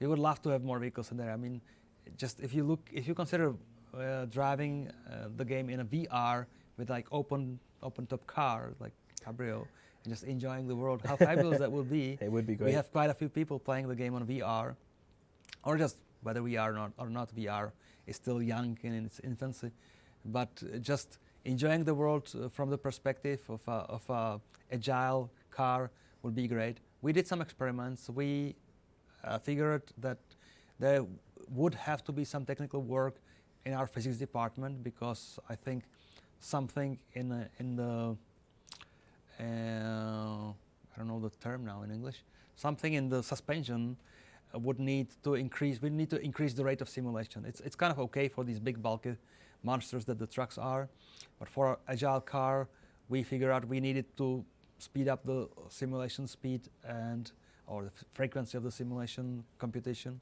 and we didn't have quite that computational power allowed for that. But this is definitely in the cards. One day we would love for this world to be populated by different types of vehicles that have sensible, meaningful reason to be in there, to be a part of the traffic flow. So it's something, again, with quite bold letters on the wish list, but not yet so high for us to be able to claim that we are actually working on it. It's a dream for this world to be used for more than trucks only. All right, wonderful. Well, unfortunately, that is all we do have time for in terms of questions. Again, thank you so much for sending in your questions and for being a part of this stream. Obviously, we have done streams previously in the past, but we hope these become a more regular feature. Did you have anything you wanted to say about the stream or about this whole release that's happened tonight? Well, thanks for people who would stay around for our streams. It's a privilege to finally be able to have a live presentation from our own studio. Actually, this thing, we have shown people some glimpses, some photos through our Twitter or other channels. This is still an improvised setup. We still are trying to figure out how to do it right. We have a lot of equipment here that we need to complement, improve upon, see what works, what doesn't. We have quite a lot of ambition to be visible more than twice a year or so, as we have been this year so far. We want to do it like a regular event that will be making sure that people know what we do, can look behind the scenes, can talk to interesting people in the company. So the ambition is quite high. We have finally a dedicated space within the studio. What we thought was a large enough room is kind of so-so, but we can squeeze in. That's great. So you can definitely look forward to seeing us more live in driving our games, talking about development, looking behind the scenes, stuff like that. Of course, yeah, lots to look forward to in the future, such as Let's Plays and different workshops and developer things. And of course, you can stay all up to date with us on our social medias and our blogs. You know where to find them, blog.scssoft.com. You can check us out on Facebook and Twitter and Instagram as well for all the latest news then. Well, it's been a pleasure. Thank you so much for joining us in the studio. Thank you for having me here. No, it's really, really great. And also want to give just a massive thank you to everyone behind the scenes again. We'll give them a little wave. Thank you for all their moderating and production. Obviously, it's a lot of hard work, but they've done really, really well tonight. I think it's been fantastic. So again, thank you so much just for joining us and for being on the stream here. It's been really, really good. Thanks. I should probably still add one more thing. Sure. To keep talking and talking. I should definitely thank everybody in the company, not just the Beyond the Baltic team, but everybody here contributing, because it's incredible how far we got. It's incredible how great stuff we are creating these days. And again, I think it's really just the start, even after 20 years in games industry. I want to give a special thanks really to our team handling the cameras and the stream. Special thanks also go to our stick behind the steering wheel, who is from his corner driving through the world with really steady arms, steady hands on the steering wheel. And we absolutely have to mention, have this big mention of our fabulous community. We wouldn't be where we are without you. Thank you very much. Thanks for all the players. Thanks for all the creatives, all the mod people, all the forum mod people, all the people that make up this great community. Thanks to our radios. I should mention that we have this cottage industry of streaming radios now, creating shows because of our game. That's just incredible how engaged we can be in our shared passion. Absolutely. So thanks everybody. No, thank you. And well, unfortunately, we do have to bring it to an end here, guys, but it's been fantastic. Again, thank you so much for joining us here on the stream. There's lots more to come in the future. And now, if you haven't already had the chance, head on to ETS2, make sure you have Beyond the Baltic Sea and go and explore this wonderful world that's been created by our fantastic developers here. It really is beautiful. There's a lot to see and explore, and you're going to need a lot of time for it, so make sure you do take the time to explore those areas. For all of us here in the studio, all of us here at SCS Software, have yourselves a wonderful evening and a fantastic upcoming weekend. That's all from us. Have a good night, everyone.